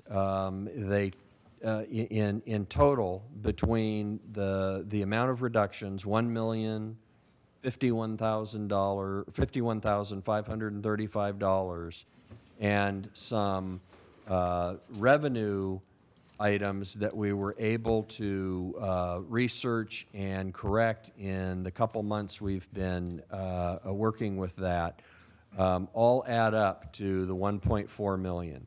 So the two items that we talked about last week were sales tax revenue. We've had some businesses start. They've come into the reporting picture. We have the reporting of sales tax from the State Board of Equalization is delayed by many, many months. So a business can start yesterday, and we may not know for 3, 4, 5 months what it is their sales tax reporting, or what their sales tax reporting is going to look like. And so with the businesses that came in just recently into the reporting picture since we started all this, we have forecast that they'll report an additional $192,000 in revenue. And then we talked last week about the cost allocation plan, where a modification to the cost allocation plan occurred in 2017. We don't believe that it was ever fully implemented in the way in which it was intended to be. We had a more independent analysis occur of that cost allocation plan, and we were able to identify an additional $183,000 that should be recovered to the general fund for services that the general fund has rendered to other funds. And so when we take on balance the proposed short-term expenditure reductions and the additional revenues that we've identified, we are able to balance the general fund budget through the end of this fiscal year. And so our recommended action is that a series of things. One, that as to the long-term and midterm budget options, that you provide us with direction. Certainly, with respect to long-term revenues, we would recommend that you direct us to bring back information on what a parcel tax would do for raising revenues over the long term. Remember, from last week, parcel tax couldn't possibly be implemented before November of 2020. Well, couldn't be voted on before November of 2020, and it wouldn't be implemented until 2021, and the same with a potential sales tax. We also talked about CFDs. And perhaps looking at taking that to the community. All of these require community input. They require community approval, but they are nonetheless things that we should be anticipating or looking at as we anticipate the continued loss of flea market revenue over time. And so we're recommending that you go forward with the proposed expenditure reductions and provide us with direction on the midterm and long-term items that we previously discussed. I'd be happy to answer any questions you might have.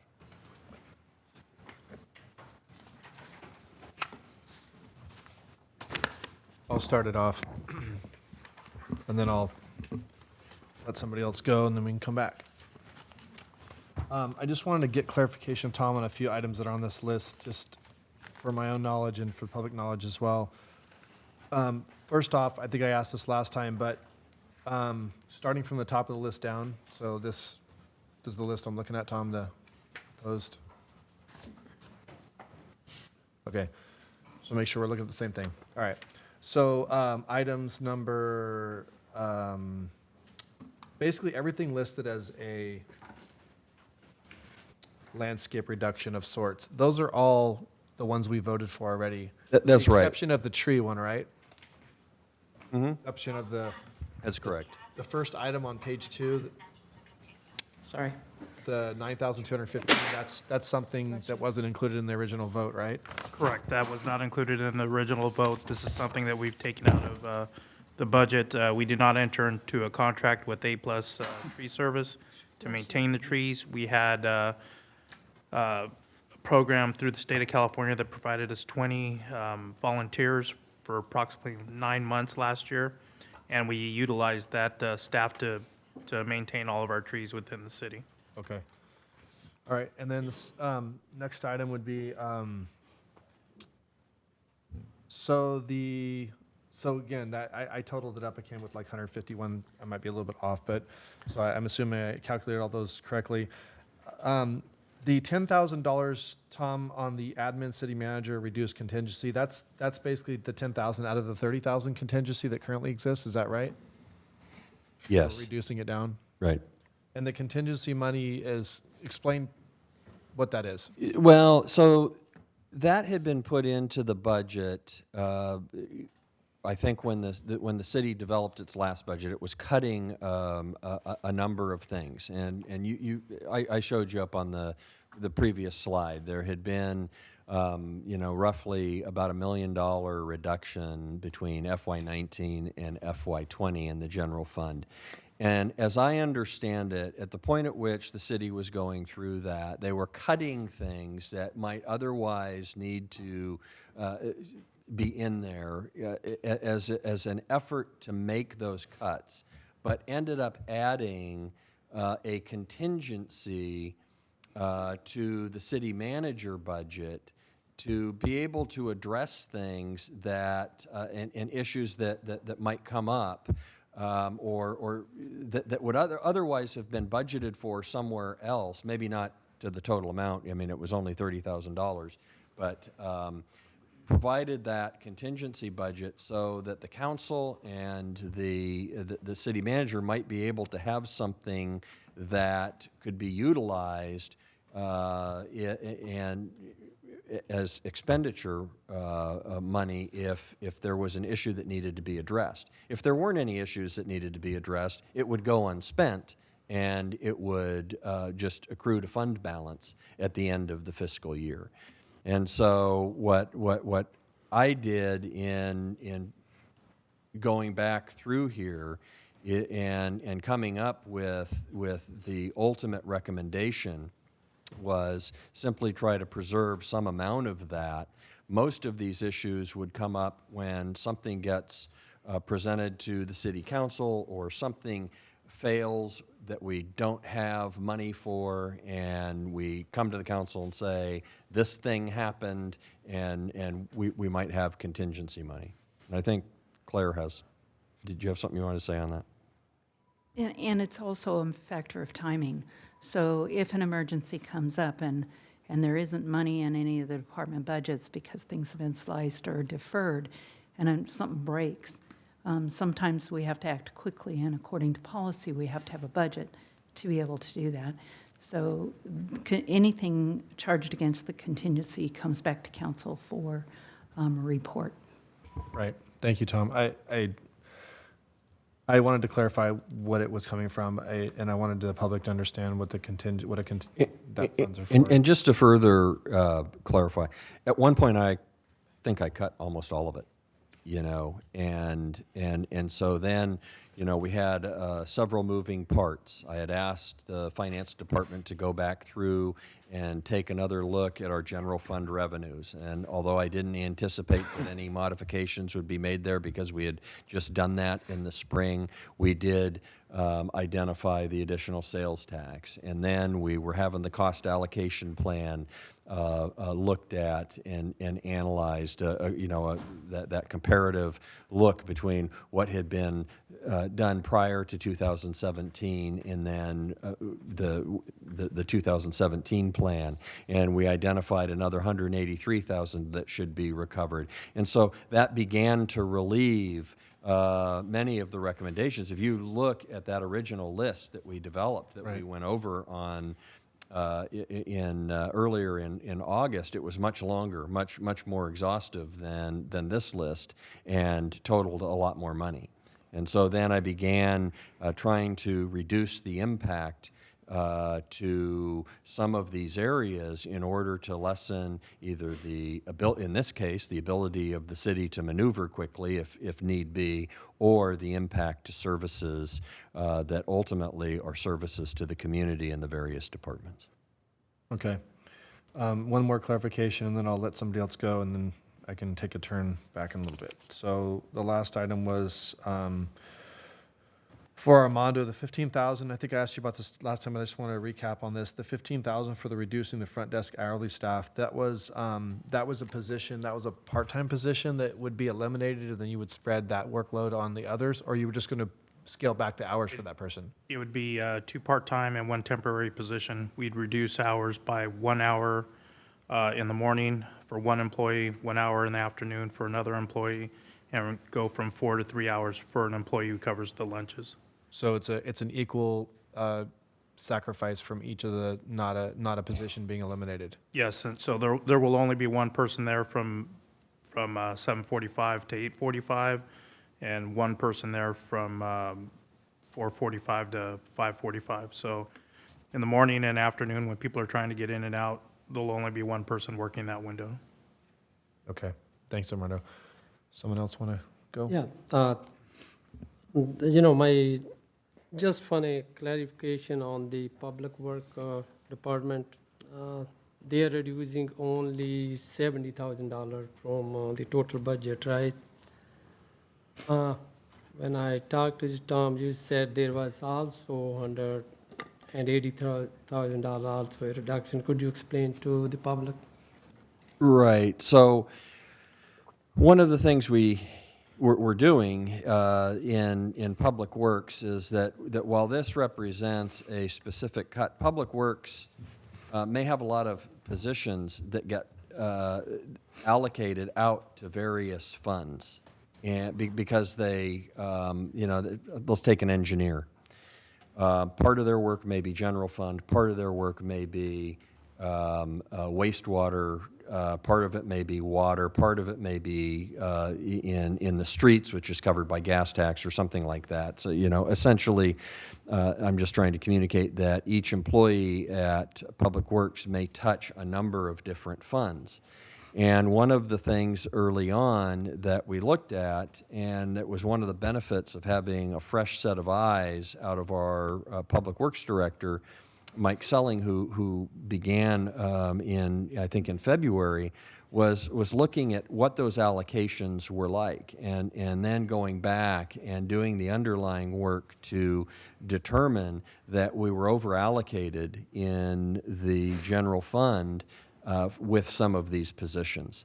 And so that became a central issue for the cost allocation plan. And so the Public Works Department has reallocated or established a more appropriate allocation, which is a bit lower for general fund, to reflect the amount of work that they document happens in the other funds. And so that ultimately was, or initially was about $103,000, and then ultimately was, I think, 183. That 183 in cost allocation, I think, is almost exclusively in the Public Works Department.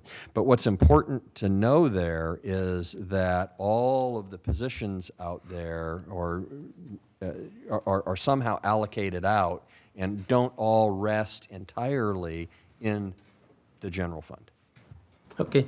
My next item is $35,000 attorney reduced special legal services item. So there are a number of ways that cities will budget for their legal services, and we have two primary categories. We have a retainer category, which we pay, we receive our services under contract with the firm Best & Krieger. And they provide those under an agreement with the city that establishes a retainer. It provides a certain amount of work each month under that retainer. And then, so that gets budgeted. That's the first component. The second component is really something that I guess I'll call, for lack of a better phrase, special litigation, or special legal, actually, not litigation, let's not presume, but special legal services that aren't otherwise covered by the retainer. And so how you budget that really is what you're anticipating. In some years, it can be higher, and in some years, it can be lower.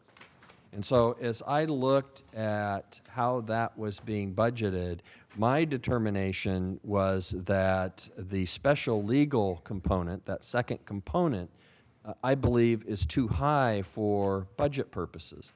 Doesn't mean you might not face an unknown, and have to then allocate additional funding to special legal to cover costs.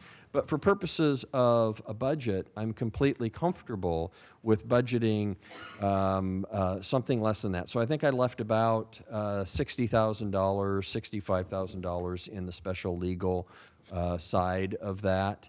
We'll either use it or we won't. And it will either be used, if it's used, it'll be with the council's full knowledge and understanding. And if it's not used, it will then accrue to the fund balance of the general fund at the end of the fiscal year. But that is to say that I reduced it down to that amount, and so that's why you see the $35,000 reflected there. So that means there is around $100,000 is a special services, but you reduced to 35. I reduced it. And there is still $65,000, $70,000. 60 or 65, it's still in there. And that money, nobody know. We maybe use more money, or we does not use that money. Right. I'd like to ask a question.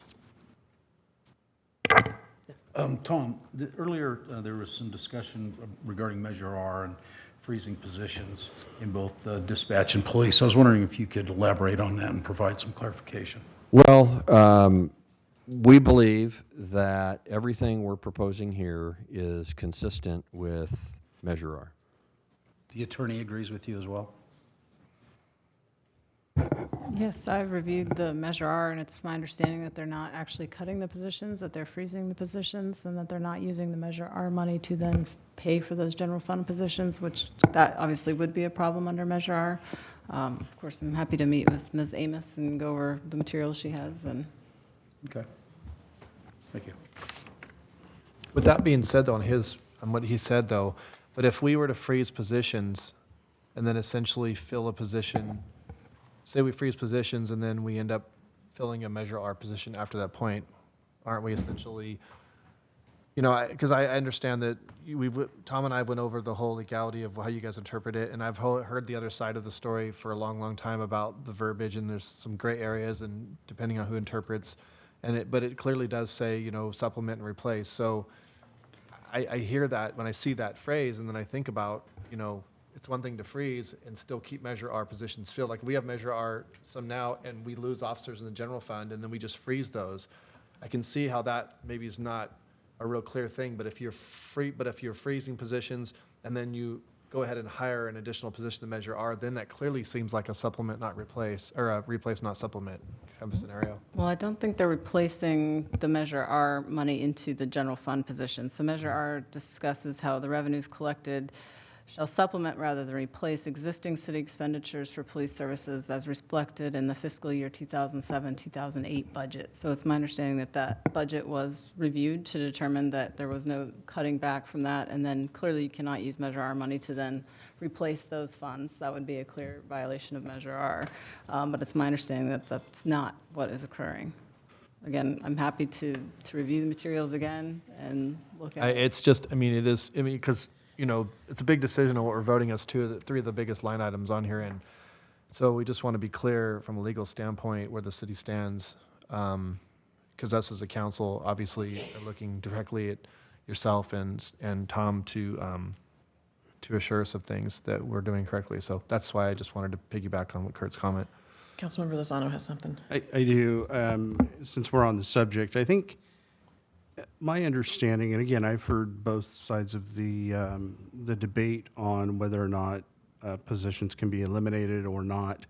I think the real question is this, and at least my understanding is that Measure R either identified personnel or budget. And one would say that in the Measure R language, and I've read through it, that it identifies the 2007 and 8 budget year, and some would interpret that as the amount of staffing that was in place during that time. Others would say it would be the budget for the staffing during that time. And so, can you speak to that at all? Well, one, we're not eliminating anything. So these positions will continue to exist. What we're doing is we're freezing them for the time being obviously as an expenditure reduction measure, but we're not eliminating the positions. And so that's first and foremost. And so therefore we're not, all of the Measure R positions are filled. We have 10.5 positions in Measure R, and all of the police officer positions are filled. And so as we've looked at this, we gave careful consideration to what the potential restrictions were in Measure R, and as I've indicated, and as the city attorney has indicated in her review of that, we are comfortable that there is no violation of Measure R here. Okay, but I think it is important to know we're not eliminating positions. Rather freezing them, we'll keep them there, just won't use that expenditure for the remainder of this year. And then during this time. Well, unless and until we achieve some midterm measure that then would say, the council would say, okay, as to what we did on our short-term decision-making, let's go back and,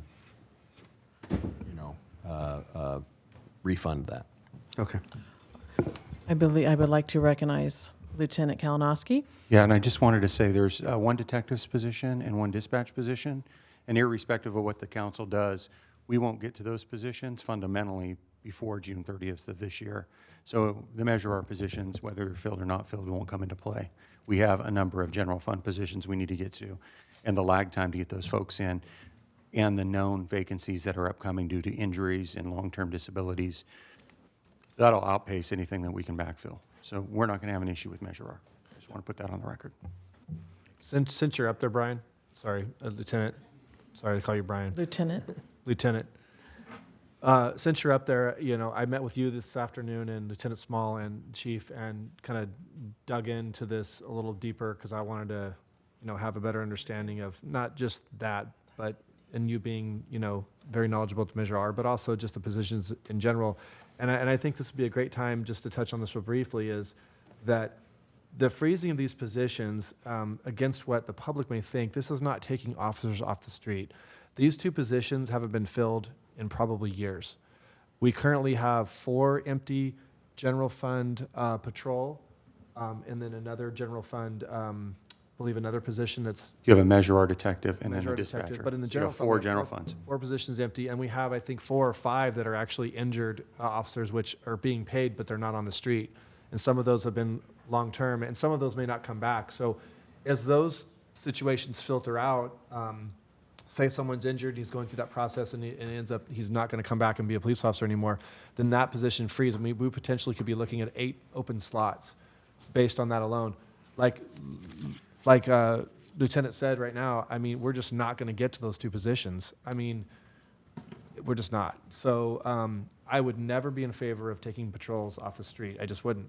I mean, I think there's several of us here, but I want to be clear to the public that what we're considering here, although we haven't voted on it yet, is not taking officers off the street, and we were not, and you can, Chief can attest, and you yourself told me today that that would not in no way, shape, or form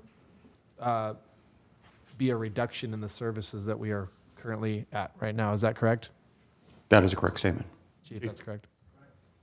And I might add that the vernacular changes then. If you're going to take someone off the street, whether it's a police officer or whether it is a public works employee or any other employee, that's called a layoff. Right. And we aren't proposing any layoffs. Right, that's correct. I know that, and I asked you guys that today, so. So how long has it been since we've had these positions filled, the ones that we're freezing? It's been a while. I've been here for 3.5 years. We've never gone, to my recollection, we have never gone below having at least 2 police officer vacancies. Yeah. Or unfilled positions. So, like I said at the last meeting, we've been as high as 7, and I think we've been as low as 2. But so that has been pretty much the normal for us. Not from a lack of effort. We've done a lot of recruitment, but it just takes a long time to find candidates, and it takes a long time to get them through the process. And that's the same for every police agency in the state of California. It's not just Galt. Yeah, I'm hearing that with a lot. So if something were to come up and we got everything balanced and we had people, then the council, at council's discretion, we could fill those. It was brought to my attention that there actually isn't a number listed in the Measure R as what the budget number was at that particular time. So if there's a benchmark and says we cannot go below that. And we know that number. So the general fund today is about $1,039,000 higher than it was in 2008. So what you're saying is there may not be an actual number mentioned there, but there would be verbiage as you interpret it that says that comments towards, that mentions Yeah, what the budget number is at baseline that is time. the budget in fiscal year 2008. And today, in fiscal year 2020, we're budgeted at $1,039,000 and change above that 2008 level. Okay. What else? Not yet. I'm going to let the council finish their discussion over the presentation. It might be a little bit a while before we open it up for more public comment. But you have already spoken to. Yeah, so she can speak after we're done talking about this. Is that what we're It's up to the council. I would allow her to speak if it's okay with the rest of the council when we're done talking about it. So switching gears just a little bit, I noticed, I asked you, Tom, about that contingency, but I asked you, there's two contingency items in here. One's a reduction of $27,179, and the other is the $10,000 I mentioned. So looking in the budget that I have been adapting as my new homework over a long period of time, it basically here. Okay. These two city manager items. There's actually two items in here. One's missed. One is a contingency of $37,000. Actually, in our 1920 budget, it's $30,000, and then underneath is professional services. So are those two items coming out of those two line items? I know you don't have the budget in front of you, but I don't have the budget, but are you referring to the $27,179? Yes. Okay, so that is a little different. That's not a contingency, and what we tried to capture there was that it really is. Yeah, it's taking out of maintenance M&O, but it's fundamentally reducing travel and training, and so a lot of that travel and training for the administrative office was packed into the city manager budget, and I think I'm virtually eliminating all the travel. I see that. It's 5,500. There's 30. There's a bunch of things. Right. It's a culmination of those. Okay, Right. I get it now. Okay. Anybody else have something to say? I do. I just one thing, and then Councilmember Sandu could go. I really appreciate, and we haven't talked about it much, appreciate the fact that you're recommending the reduction of council discretionary funds. And I think that even though this is short-term stuff we can take care of right now, I would ask that in the future, we really consider whether or not that's an expenditure that we need to have. I've thought this since before I was elected, and I just think it's only $5,000, but it is $5,000. And so I just want to throw that out because last week when we met, I spoke about having to really look at how we recover from cost savings reductions. And I spoke to the city manager at length about this today. We really, really need to think about how we're going to recover as we're doing reductions. And it's really going to come into play when we talk about mid and long-term goals and cost-saving reductions or increase in revenue. And so, again, I just wanted to point that out because we haven't talked about that at all. And I know some people in the community may or may not agree, and I'm sure some of my colleagues may or may not agree, but I don't think that that's something, I think the $5,000 could be used elsewhere. I agree. For better use. And so, anyhow, that's all I have on that. And I do want to hear what the public has to say today. We got to hear Councilmember Sandu, though. No, the same thing I'm going to piggyback with the rest said, because we are elected officials. If we're going to cut everybody's department, we should set the example. And I know there's cutting only $6,000. I will ask the city manager if there is any room to cut from the council. I think, I don't know, my colleague will agree or not, we should. And same thing on the city clerk budget. City clerk budget is $287,000, and I believe we're cutting only $8,500. So if we can do anything because we are elected official and we have to set the example. If we ask all the department to cut their budget, we should be doing ourselves first. Then my next question I ask Armando. Armando, the reduce in training is $37.90. And what was your budget on the whole training? So those trainings are for specifically our Parks Division. They're for spray certifications, playground inspector certifications. Currently, we're spraying under somebody else's license. Should that person leave the city employment, we would be without a person to fall under their license. So hopefully that person doesn't retire or leave. And what's the budget? You're going to reduce $37.90, and what the budget you? That is everything that is except the things that are mandated. Thank you. I just agree with the, on the council discretionary. If I think we should eliminate it not only this year, but into the future. I agree. And we've also eliminated food, our food budget, which I don't know how much that was, but bring your Taco Bell.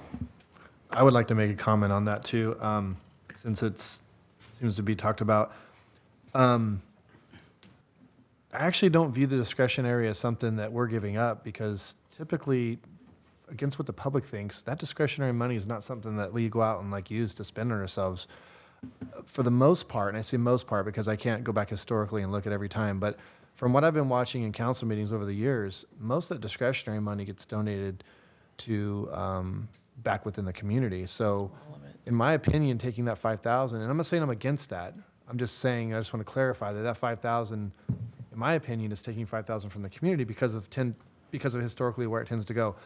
But with that being said, I understand the situation and we have to lead by example. And so for that, I wouldn't be against eliminating that at the time being. I don't know if I would be in support of doing it forever, but I think, because I do think it is a valuable money, 1,000 apiece goes to a nonprofit or goes to something that we feel is important. You know, I know Kurt has donated some to like Historical Society. You've donated some to CERT the and CERT Christmas class, lights. and we haven't even, the three of us new ones haven't even, I actually, to be honest with you, I was going to donate mine to something for the sesquicentennial to help cover something for the community. It was a particular item, but I would forego that and give up that I was planning on doing to in the spirit of, you know, sacrifice from the council. So I just wanted to throw that out there on that. I want to jump on the city attorney thing for a second. I have a question for you, Claire. So in the budget for 1920, I noticed in past years you have professional services, then we have operating and maintenance. So professional services, essentially from what I can tell, is basically the salary for the attorney or the retainer or whatever it is. If it's an in-house or if it's a firm we retain, that's what their salary is. And then we have operating and maintenance, which tends to be a bunch of other things, including professional services, which is the additional items that legal things that aren't covered and that we do additional. Correct, Tom? The professional services, that's what that is. Right. Right? So personnel, right. Okay, so I've noticed in previous years, I mean, God, in 2017 and 18, we spent $300,000 on just operating maintenance versus $147,000 for personal. I mean, we almost doubled the salary just on additional legal. So Tom and I, we had a conversation about this. I emailed you a long list of all these ideas. That was one of them. And we talked about this at length because I was concerned about the amount of money spent on legal. And I know it can fluctuate from year to year, but you said, you know, one thing you've already went is right when you came in is you put a moratorium on interaction from department heads to legal unless it was absolutely necessary, so there wasn't just free reign use of the attorney and running the bill up more or less. And you described yourself as a gatekeeper, I think it was the word you used. So I just want to bring attention, because I know that I think another council member had mentioned something in a previous meeting that just want to be very aware, because this is, you know, there's a lot of money being spent in this department, and I'm not saying it's, you know, legal is very important, but I just want to make sure that we are very, we don't just loosely, you know, call up the attorney whenever and start running the tab up. But my question to you, Claire, was why is there a zero? It's zeroed out in the 19 budget for personnel, and there's only an operating and maintenance number. Why would that be? The city had a position, still has a position that's frozen for a city attorney. And when that city attorney was deemed to be through a firm, when the city had a person in that position, there was funding for the person. There was also professional services at that time, because one attorney doesn't know everything, right? So you're hiring other specialties. And so when we said we're going to freeze that position, and the council approved bringing in a firm to do that service, then all of that funding goes into professional services. So you remove the personnel, removing the salary more or less, and you've just bulked it all into, so the 213,000 projected is your projected budget number of what we could spend on legal in 1920? On all legal services. Right. For the overall benefit of the city.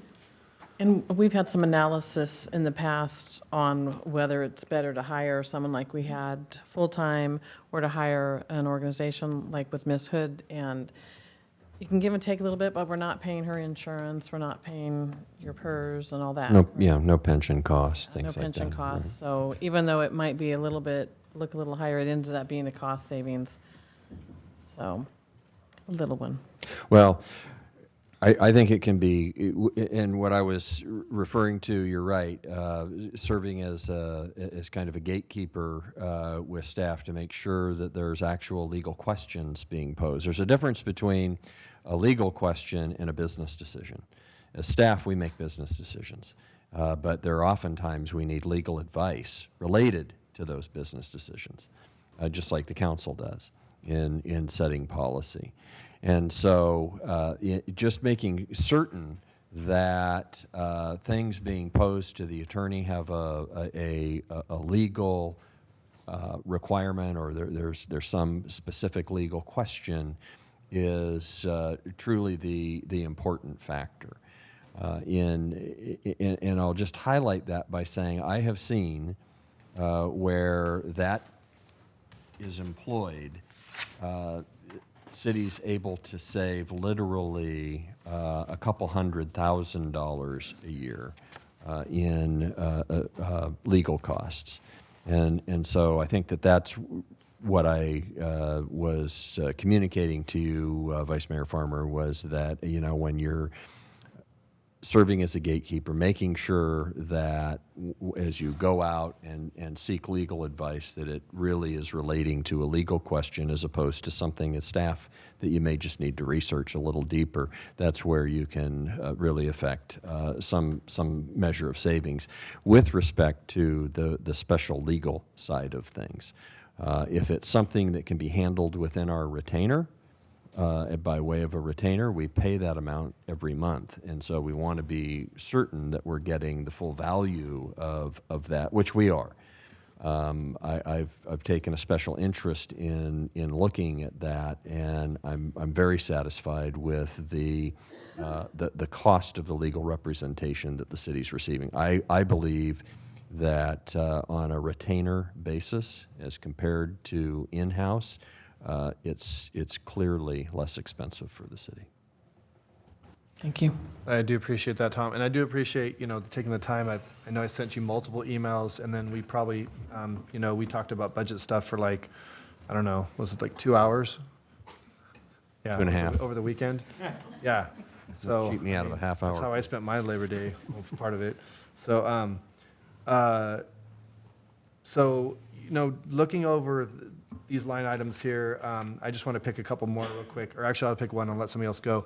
The concession, I know that Armando and I met with that, and we've kind of went round and round, and I get that. I mean, I hate to see the concession close, but I think that this is something that I think eventually we can revisit later on. You know, if we decide to forego it right now, I would definitely like to still see those numbers from you later, or where you said you could get me like the operating costs of just to keep the place open, and see if it will be viable to bring in, you know, private enterprise, or like actually Tom even mentioned this to me today in an email, saying that, you know, maybe we can put it out for bid and see if there's any private entity that wanted to come in and run it. But I think that's something that we could look at, like you said today, Tom, look at it in the midterm, that we could do it. But for now, I don't think it's just nickel and dime stuff, that I don't think it's to me, it's taken from the community, but not in the respect that people can't live without it. With that being said, though, the adult softball program is something that I'm very adamant about, and I'm disappointed to see that on there, only because it's $23,000, it's a lot, but it does, you know, and I'm still struggling with the numbers, how it adds up. Armando and I kind of kicked around some numbers, you know, balls, lights, staff, scorekeepers, umpires, so on and so forth, and then we did up the rates on the softball just recently, but we're still looking at $23,000. But you're talking about right now, I think we have 200 people participating in that program this season. We have 20 teams, and it typically could be more, but it's like 200 or 300 people, give or take. And to me, that is one of those things, I went through this and I marked off what I think is community giving and what's City Hall giving. And so I'm kind of looking at what I construed as something that we're sacrificing, with we being City Hall, and something that we're actually taking from the community. And that's definitely clearly one. I mean, that's the last adult sports program I believe we have. I spoke to you at length about this, Tom, and I felt that that money could be found elsewhere. And then you said, well, maybe for the short term we could, maybe this budget cycle, but then in the next budget cycle, maybe not.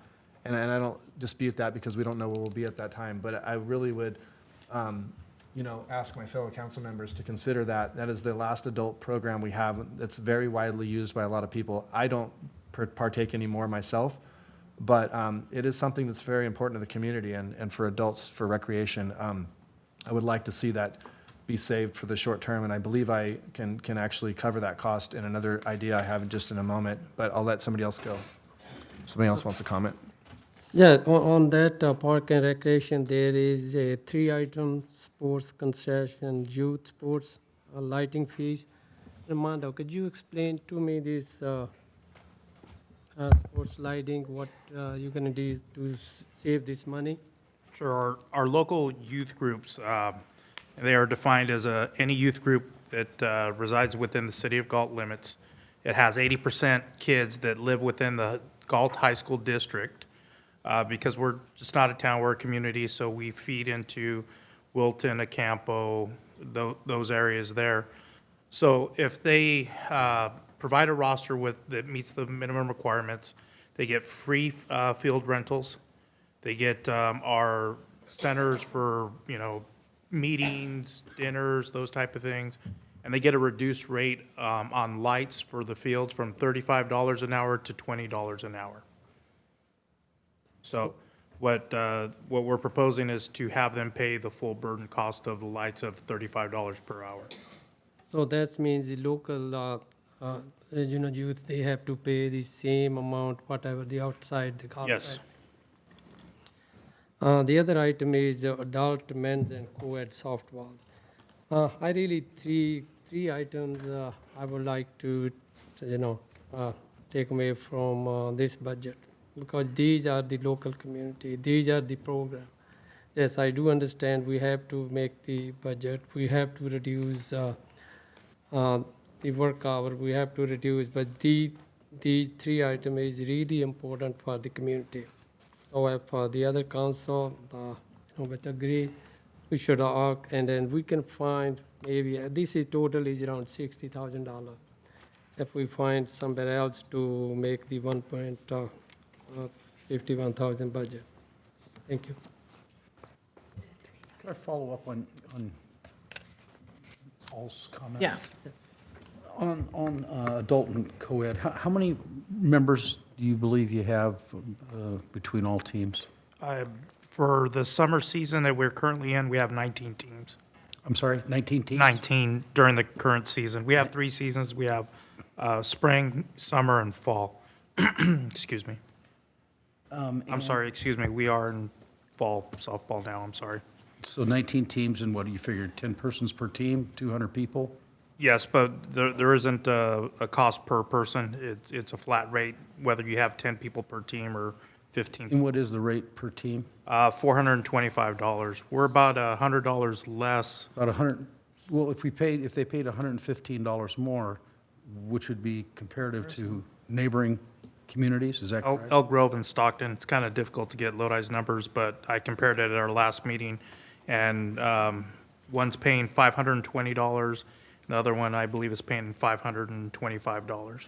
So if we adjusted the rate, it would be about a $100 increase per team, and it would cover the cost. Correct. A couple different things. Elk Grove, all of our teams make our playoffs here in Galt. Elk Grove, the top 4 teams make playoffs, so there's a reduction in games for teams.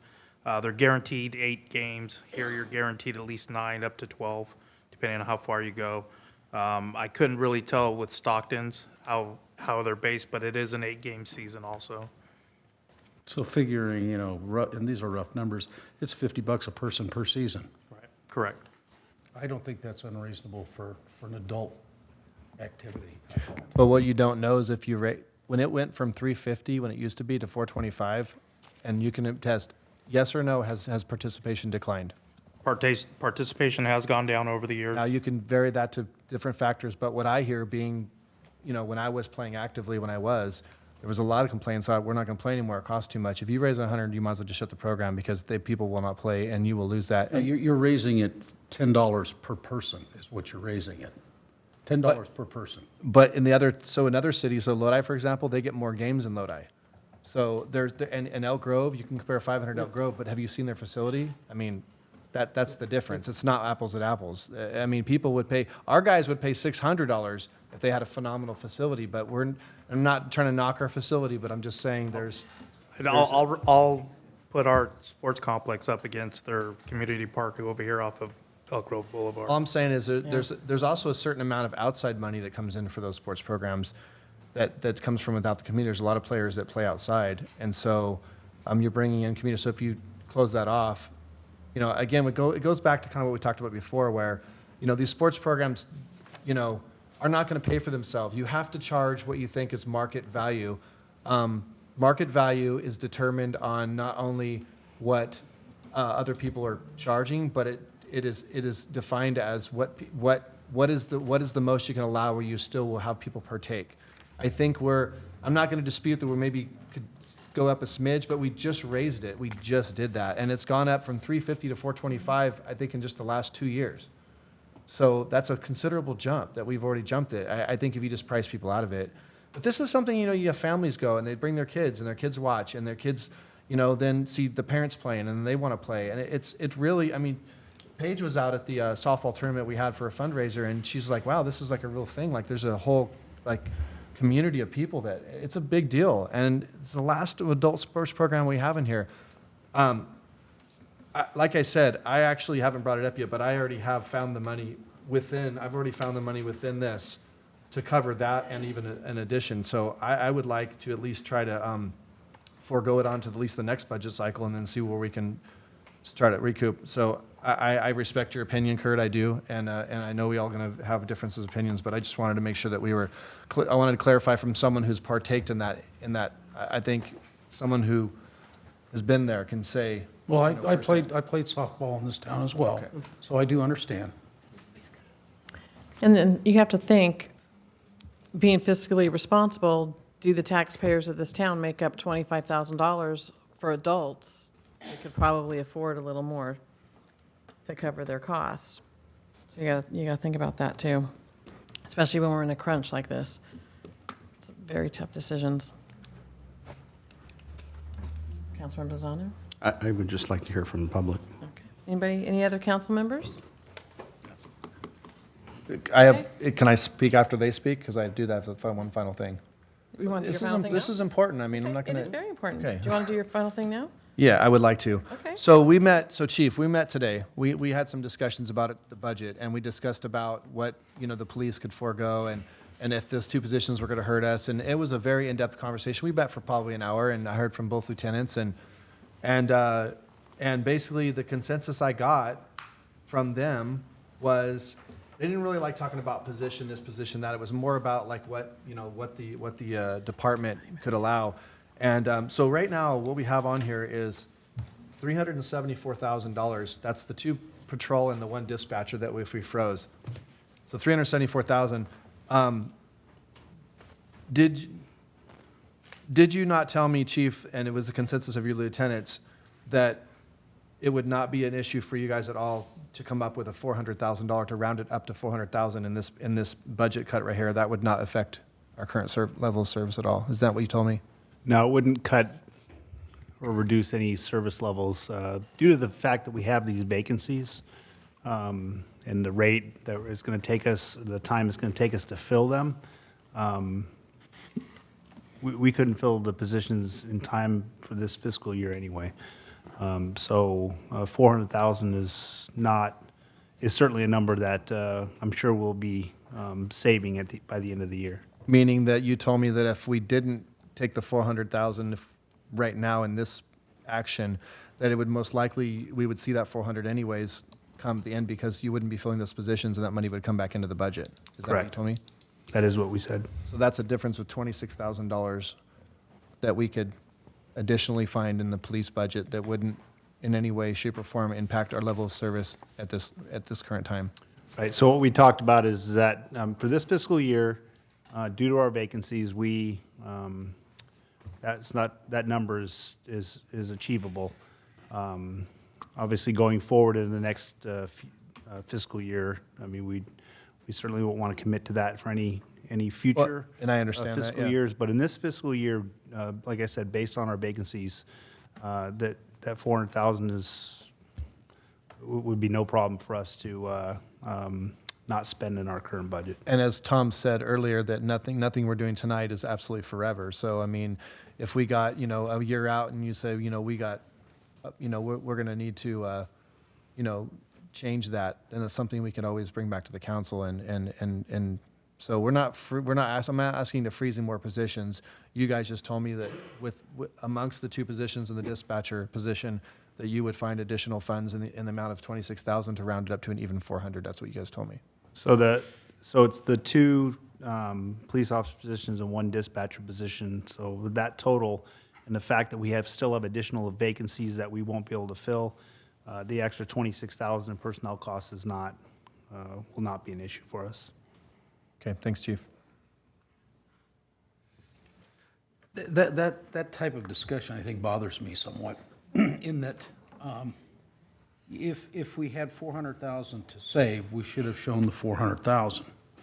I don't think that, utilizing the ability of the largest department in the city to offset a one-time cost is really the smartest thing to do. If we weren't going to spend that money, it would roll over into the general fund, and it would add to the beginning fund balance for the next fiscal period. I think what we need to look at is these issues that are fundamentally flawed in terms of their funding and make a decision on that, rather than making a one-time decision when there appears to be a little fluff in a budget, or maybe we could have trimmed it a little bit closer. This whole thing is a one-time decision. This is a one-time decision. This is the ongoing, this will be ongoing until midterm and long-term solutions What are I'm implemented. proposing is, there's money there that's not gonna be used. It clearly is not gonna be used. It will not be spent, period. And what we're ready to chop other things, some of the things that Paul mentioned, the things that are gonna be felt with the community, because you feel like it's the biggest department, yes, which is why I took it upon myself to meet with the chief and discuss whether or not they could give a little more. The reason I didn't get to my point, though, Sean. My point is that the city manager it may have altered his recommendations on this list of cuts, had there been that $26,000 available in police department. Well, Okay, that's my point. Tom and I did discuss this today. We discussed this very thing. We talked about the amount of positions. We talked about on our phone call, we talked about yesterday, about the amount of positions versus money and so on. That was one of the discussions. And I'm not saying he altered his recommendation, but what I'm saying is that all the departments were asked for a certain amount. I mean, Public Works was asked for a certain amount, but we don't know that Public Works can't give, I'm not just to pick on your department, but as we move forward in this budget thing and come up with, and reconvene in a couple months and start finding further things that we might need, who's to say that Public Works might say, well, yeah, we were asked for 10%, and here's the 10%, but we probably could have given 20, it wouldn't have hurt us. They were asked for 20. They gave, if you recall, there were 2 proposals, a 10 and a 20. Right. Okay, so that's really not an issue. So what I'm talking about is the 20. When the police department was asked for 20, it consisted of 3 and 1. It's been reduced to 2 and 1. So I'm not going back and asking essentially for the 3 and 1, but what I'm asking for is 26,000 more in the budget. If they said to me, nah, I don't know, whatever, I wouldn't be talking about it. But this is clearly money they're like, we are not going to use that. And this is not money that's sacrificing any level of service to the police department, because I would never be in favor of that. What I'm trying to do is find money, and you know what? Fault me for wanting to dig around and find other money in the budget. Fault me for it. I don't care. But I'm going to do my due diligence and look for money in other places. And if I have an idea, I'm going to put it forward. The council may not agree with me, and it's a no point. But what I'm saying is that I've done my diligence to speak with department heads, and I feel like I found some additional money that can save some other things. Will it save them forever? Maybe not. Will it save? Are we going to be back here in 6 months talking about, further cuts and all that? Possibly, yeah. But tonight, that's just what I'm bringing up. I understand.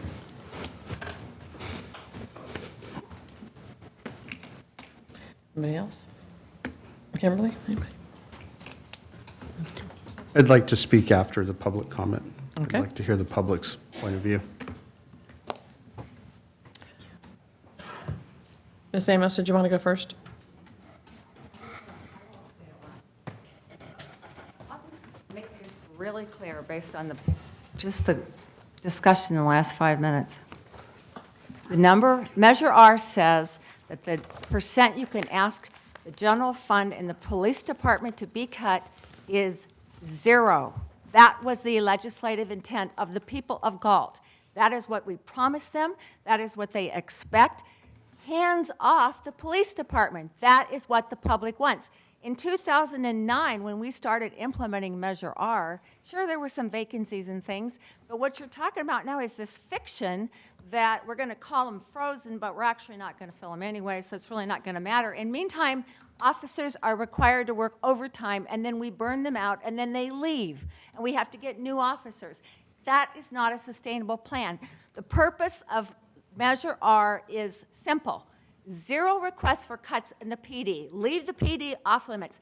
Our town has grown a lot in the last 10 years, and we're basically talking about making cuts into the general fund that were positions that were there when 2008 when we first did it. When I joined the Measure R, when I was appointed last year to the Measure R Oversight Committee, I was told, well, we do have some things frozen, but it's only temporary. Now you're talking about doing it temporarily another year. If, in fact, you're not going to fill them all the positions anyway, then it's a fiction to say that you're going to freeze them. And that's really, it's against the intent of Measure R. Measure R said the percent you can ask them to, the police department to drop the general funding is 0. Thank you. Thank you, Ms. Amos. Ms. Daly? Mayor, members, Sherry Daly, I live in the city. Hooray, you're getting rid of the slush fund. I have come here every time I've seen it on the agenda. I've complained bitterly that you're giving away taxpayer money in order to curry favor with different groups in town. It was inappropriate for years. I'm glad that it's going away. I object to the Vice Mayor's characterization of it as his fund or his donations because those are our tax dollars, so they should have never been used for personal use by the council. My second comment is about the adult sports program. My friends and I like to go to paint and wine nights, but I pay for them. I pay totally for the cost of them. I'm not asking taxpayers to pay for my activities. We have a pool that services all of the children in this town in a very hot Central Valley town that has a pump and a filtration system that's about to go under.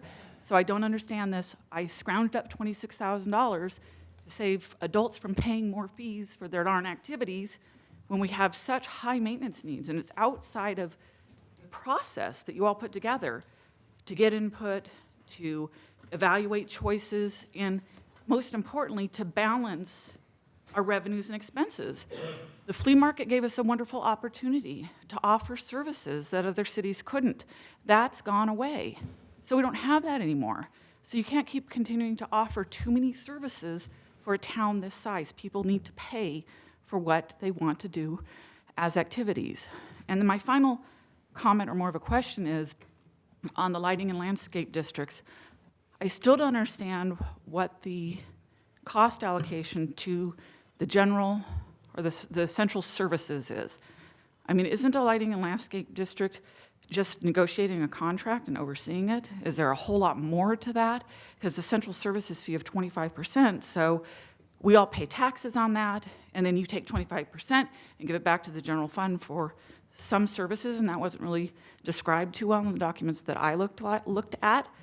So I'd like to see that.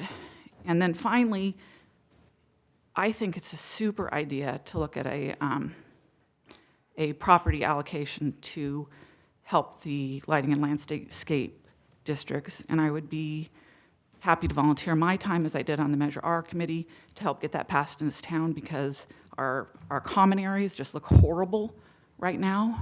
That's driving down property values. So if the city does decide, or the council decides to put that on a ballot, you have my support and my every effort I can walking and knocking on doors to make sure that passes so that our beautiful town stays beautiful. Thank you. Thank you, Ms. Daly. Is there any other public comment on the budget? Oh. That's not his. Oh. I was going to leave after my earlier session. I'm very glad that I stayed. I am appalled by what I just saw from the city council. when we were talking about the $5,000 discretionary fund, we got into this mess a little bit at a time, excuse me. 3 of you showed willingness to give that $5,000 back. Councilman Lozano, I applaud you for your leadership on that. Councilman Campion, I am dumbfounded why you would fight over the $5,000 of our money that you did indeed call your money. The transcript will show that. That is our money. We don't have any input into where it goes.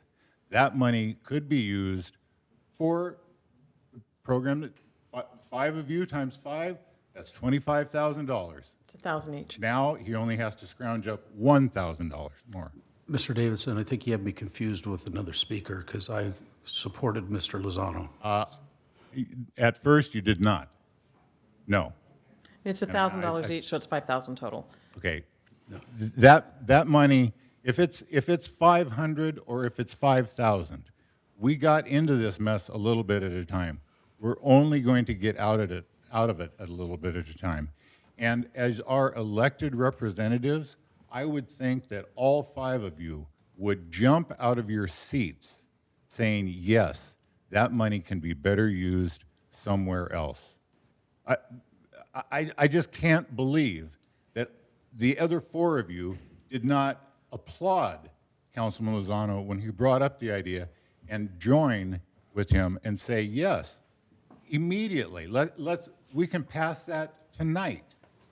But we didn't. Now we're talking about adult softball. We're talking about the pool. This is going to get forgotten.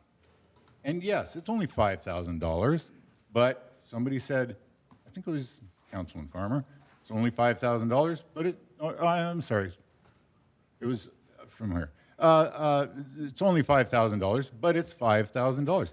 It is $5,000. And that's the only way we're not going to find $4 million to replace the money into the fund. We're going to have to find it $5,000 at a time. And I would strongly urge all 5 council members tonight to get behind a resolution to give that money back to the people where it came from. And Councilman Campion, if you are indeed in support of that, I look for you to lead the council in that direction. Thank you very much. Just out of respect to Kurt, you were the one. Kurt actually supported it right from the get-go. It was then I didn't say I didn't support it. What I said was that I just wanted to debunk any theory that people thought that discretionary was money that we use. We don't go around spending that money for us usually. Now, it could be, and you're right, and that's why, in the essence of what we're doing right now, I do support it. It actually went 1-2, and then Paul, Paul said he supported it, and I just wanted, before I said that I would be willing, in fact, to forego it as well, but I wanted to state, just for the public knowledge, that's not money we just go out and, that's not just play money for us. No. I mean, it's been portrayed as that for some people, but typically it's all been given to nonprofits and things like that, most of the time. And that's great, but who gets to choose the nonprofits? There's plenty of nonprofits. Right, but I'm just letting you know that usually it's a donation from us back into the I community. understand that. An example is they're trying to build a memorial for the sesquicentennial, and so now some people have come up with money out of their own pockets. Are given, they're very much appreciated, but we've got to get out of this hole Right. in any way that. And I agree, and I do thank you for your comments, I appreciate it, and so, yeah, but I just want to clarify that was me, and it wasn't Kurt. It was me that made that statement, yeah. My apologies. Thank you. All right, Chris Brossman?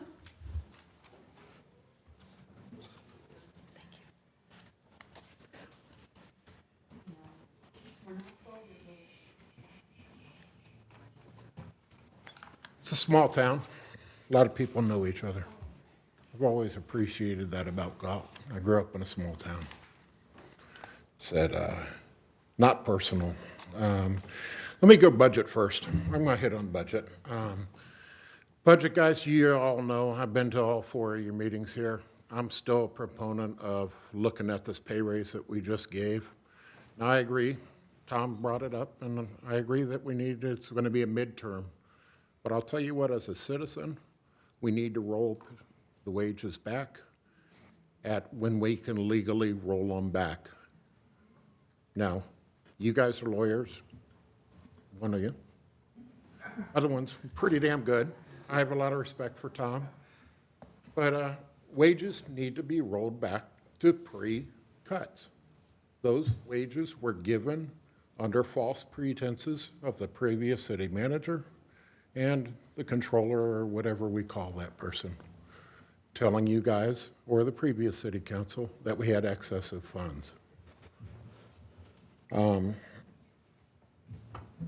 I do want to see Parks and Rec get a percentage of the budget.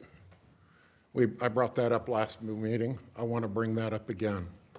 To me, asking cutbacks to always go to Parks and Rec is garbage.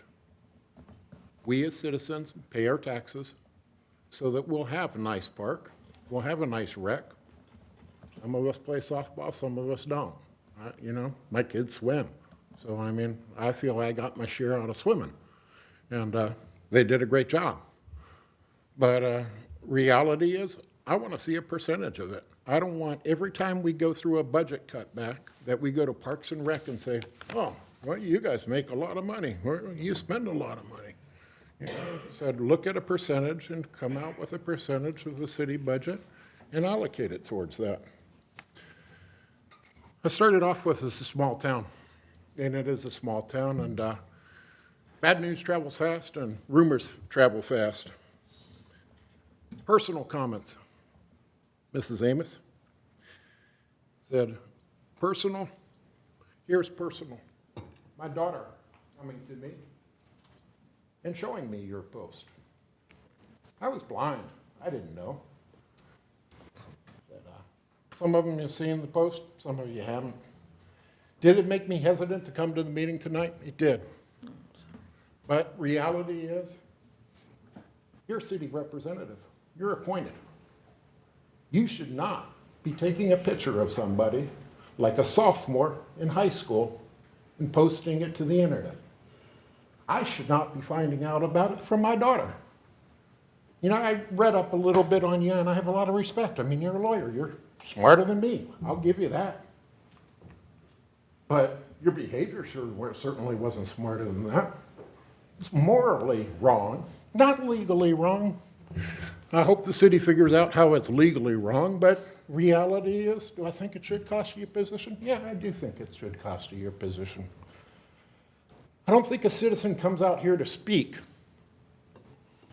to get chastised by a member of the city or that's on a city committee. We come out and I talk to try to make the city better. I went and, police chief, thank you for not arresting me, but I did cut the library's grass. You know, it was way too tall. It looked like crap. I love our library. I pulled in there to buy a book and I went, that lawn looks like crap, and I went home and got my lawnmower. I don't mind putting into to the city, but I don't like city representatives attacking me, or to be honest with you, it didn't bug me all that much, to be frank with you. What bugged me was my kids, my wife said, it was my butt. That much I can tell you. But do I think a city representative should be taking that picture and posting it to the internet?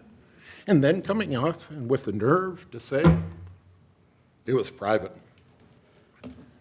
It was so private that it got to my phone.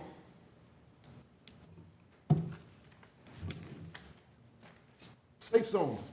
Everything I read about you indicates to me you're a safe zone person, but your actions certainly don't speak of it.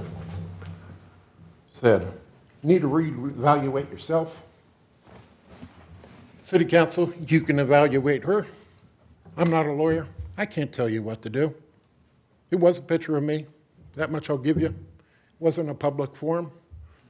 But I don't know if you hold city employees or city representatives to the standard of conduct or not for the city, but I'll tell you by the city of conduct, it was not acceptable.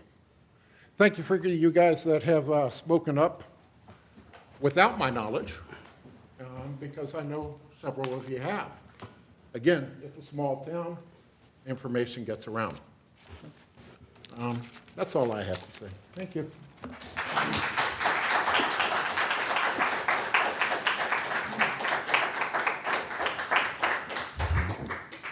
Thank you, Mr. Brassman.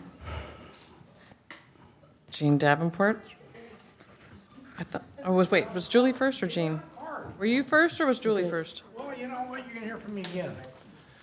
Hi, Gene Davenport. I want to apologize to you as a citizen of this town, because that was really an uncalled for post. I didn't see it. I didn't want to see it. I heard about it. I think it was wrong. I think it was out of line. That being said, I don't think anybody should be removed. I think they should be punished. There's a big difference. So I hope you have a forgiving heart. Okay, fine. Okay. I hope you have a forgiving heart. I'm talking to your husband. Sorry. Don't cut my white off either. Okay, thanks. Going forward on the city budget, you guys didn't bring anything up about the planning commission. You guys didn't talk about in any way, shape, or form. It's not on the It's not on the list? Because the one I saw, it was. Okay. That being said, I'm in favor of the discretionary fund, and I'll tell you why. It's about how this community is and what we are as a community. The things the money goes for, almost 100% of it goes to nonprofits. And I just think that's still an important part of this city. We're still a small city. We still know everybody. We still interact. And I just think it's wrong just to unilaterally take that away, because I think it helps. Now, you can give some of that money maybe to the teen center. I mean, they've asked twice now for help, yet to do anything. You want to take something away, no matter how small, it could be something that can kickstart it. So I'm just in favor of that, so I just want to let you know. Thanks. Thank you, Mr. Davenport. Ms. Clark, I apologize. Good evening, City Council. I realize this meeting is quite long, so I will try to keep it brief. My comments are primarily to address the budget and the budget cuts, and a few of the things have already been touched on. And although I'm very fond of Ms. Hood, and I'm not sure if it was due to the extra services required for handling the waste management contract, but the professional services for additional attorney's fees amounting to, $300,000, $200,000, that when you get your total bill, I think in 2016, 2017, the total legal costs, including the salaries, was $480-something or $400-something thousand approximately. So when you think about this budget shortfall, I mean, that goes almost a third of the way to paying that. Now, granted, I know, of course, we can't cut out our legal fees, but it is expensive to have, of course, we want to avoid all legal action, but going forward, I'm very excited to see this new $200,000 budget for allocated towards legal services. And if we are able to stick within that or in that general range, I think we'll have less burden going forward. As far as the future of the budget and the considerations going forward, one thing that has stood out to me when I'm looking through the budget is the equipment, capital equipment costs. Oftentimes, it's $50,000, and I know in one case, I think it was Galt Market, it was like $55,000, and I've seen Jackie driving her golf cart around, and I don't think that's replaced on an annual basis, and I'm not sure exactly what that entails, but when I see that repeated in all categories in each department, I'm guessing it's, repairs for copiers or what have you. Well, if you budget that amount of money, you better believe, because I've seen this in other, environments, that they will find a way to spend that money, so that money will then be allocated the following year. That's how you keep the money coming in. So maybe reconsidering and saying, hey, it's just like, for families on a budget, you say, this is how much you have to spend, work within those means, cut it down. Maybe you don't get a brand new, Xerox this year, or maybe you don't, you find a way to make it work. So trying to cut down in each of those departments, the equipment fee or equipment costs and things like that may help. And then on proposal for potential parcel tax or sales tax, personally, I'm still in my, the years where my salary is continuing to increase, and so I'm not so worried. That to me is not a big deal, right? Just like paying an extra $10 for softball fees is not a big deal. But for many families, I realize it is a big deal, and my concern is even if we pay more sales tax, even if we pay more property tax, the city can't learn to live within its means if it doesn't get down to figuring out, why are these inefficiencies? Why do we have this wastage? Like, what are actually all these costs? And I know that people in the city have asked to have breakdowns of certain cost categories and told, we don't have that information available. Now, maybe they didn't word their information request in the specific language that was needed in order to get the result. But if you know what I'm asking for, then it would be great if they could just be compliant and give you that data. Now, I'm talking about things like, how do we actually spend the money for the Galt Flea Market when I've mentioned in the past $83,000 a month for these expenses? I've looked at the personnel expenses for those, and it seems rather high when you do a breakdown of cost for an hourly employee making $11 an hour. So I'm just saying that trust is a two-way street, and transparency is very important. Like, the people of the city don't trust that anybody is doing what they're supposed to anymore. Why? Because nothing is as it should be. We are bringing in more money than ever, yet we're still in the hole. And meanwhile, raises were granted last year, and a rosy picture was painted, when in reality, the people who were sitting here smiling and, just waiting for that, like, nice, the back payment to come in and all that, they knew that the picture was bleak. They knew the picture was bleak, and they stood there and they painted a very different picture for the people in order to get approval. So those are my main concerns, and my other main concern in my last 30 seconds is that if we don't learn to live within our means, we can continue to raise the sales tax every single year, and we're never going to balance the budget because we haven't figured out how to make it work with what we have. So before coming to us and taking all of the benefits we currently enjoy, I think that there needs to be some serious in-house, analysis. So that's all I have. Thank you.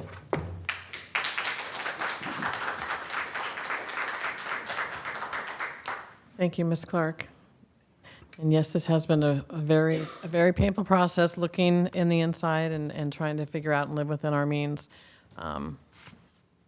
And this council will not see the city bankrupt, and that's why we're here, and we have Mr. Hagland, and we're working hard with that. Is there anything else, Council? I know you wanted to say something, Mr. Councilmember Lozano. Yeah, I just want to talk about briefly on this particular item of cost reductions. I said it last week, and I'll say it again. Each of these budget reductions are going to have a significant impact on the community and the city as a whole. There's going to be service reductions to some level, and I think Mr. Solis talked about it earlier when he was talking about the part-time reduction, an hour in the morning, an hour in the afternoon. That's going to affect our community. I don't necessarily, I love the idea of assigning a percentage of the budget to Parks and Rec. I would take it a step further, and I can't take credit for this idea, but I certainly am going to pass the credit on to interim city manager Tom Hagland. I would submit, rather than a percentage, we look at, or both, look at a per capita spending plan across the board, and then reevaluate that. I don't want to get in a position where we have to lay off staff unnecessarily, and so that's one of my concerns. I want to talk about processes. It was brought up last week. We touched on it a little bit, and I want to make sure that the community understands that we are going to be digging into every department and their processes, and they've actually done it on their own as they were coming up with the 10 and 20% reductions. And so process improvement and efficiency improvement is certainly something that's in the front of my mind, and certainly our department heads. And I think that is going to come when we start to look at midterm solutions to our ongoing budget issue. I've told people all for a month and a half, 2 months, what we're talking about today and what we've talked about the last several weeks are things that the council can unilaterally do to immediately affect the budget so that we can start to get things back in line. I suspect, and I could be wrong, but I suspect maybe November or December, we're going to be start to talk about the next budget cycle, which is a 2-year cycle that This that we're talking about today is just the beginning. So we really need to, and I'll go back to what I said last week, we really need to have our commissioners from Parks and Rec, Planning Commission, all of our community partners come together and assist with this process in which we're going to come upon. It gives me no pleasure to have to talk about budget reductions and adjustments. I want to make one last statement. I'm just reiterating what I said last week. And I agree with Ms. Clark to the extent that if we're going to start to talk about sales tax increase or parcel tax increase or any of those things, this is one council member talking, not all five. I really, really need to have an understanding that two things. One, the city and our government has done everything we can do to reduce our costs to an acceptable spending level and have a balanced budget. And two, that the idea of putting an initiative on a ballot or something like that comes from the community. I think government for way too long has done not enough to spend within our means. And again, I'm not throwing stones at anybody that was a decision maker before. It is what it is, and this is not unique to Galt. But I really want to put that out there and say, I'm not closed off to a sales tax increase or a parcel tax increase or any of those things. I've been a part of them in terms of governing boards in the past.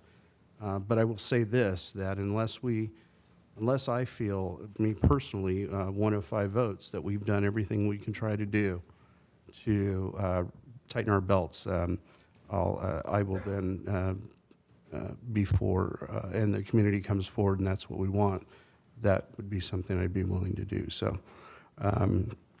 again, I see the council discretionary funds going right back into the general fund to our groups. I don't want people to think that Mr. Davenport got up and said that it goes to nonprofits. I'm part of a nonprofit here in this community, and it's going to go right back to nonprofits. I do believe that those organizations are good for the community, and they are the fabric of the community. My problem with it is, quite candidly, one person having the ability to spend $1,000 on whatever they want. I would much rather it be 5 people looking at it as a whole and spending it. And so that's why I'm in favor of limiting the discretionary funds. And I'll stop there. Thank you, Councilmember Lozano. Councilmember Sandu, do you have anything? I know we have to make a decision tonight. This is a very short term, and I'm still discussing. There's a couple items I already discussed. I'm not in favor of that, but I certainly thank you, city manager, all the department. They make every effort to decrease their expenses. Thank you. And also on the midterm, I'm agree with Rich because the property tax increase, TOT tax increase, and the sale tax increase, we really need to review. We really need to look up our surrounding, what they're doing. We want to make sure, the property tax, and also before we do that, we really want to see what we can reduce in our own expense. And Park and Rec, I know that we have to do something because due to the flea market, the revenue decrease. That's the revenue we usually use on the park and recreation. That's it. Thank you. Vice Mayor? My last comments here. I just want to remind the public that, that this can has been kicked down the road a long time, and so I don't think any of us take pleasure in having to vote on things tonight. It's really like, the lesser of evils when you look at stuff. But I do want to agree with some things that are made in public comment that we do need to live within our means. We can't always be looking at raising fees, and it might only seem like $10 here and $15 there, and and I'm not going to argue that an adult can spend $10 more. I mean, they probably could, and it wouldn't be a big deal. But I think, but the overlying narrative here is that it's like you see a commercial. It's like, oh, for the cup of coffee, you could have this. Well, pretty soon, as we know, a lot of us have experienced this in our own personal budgets. It's like, oh, it's only $15. Oh, it's only $15 a month. Oh, it's only $20 a month. Well, pretty soon those 25s add up, and it adds up to a lot.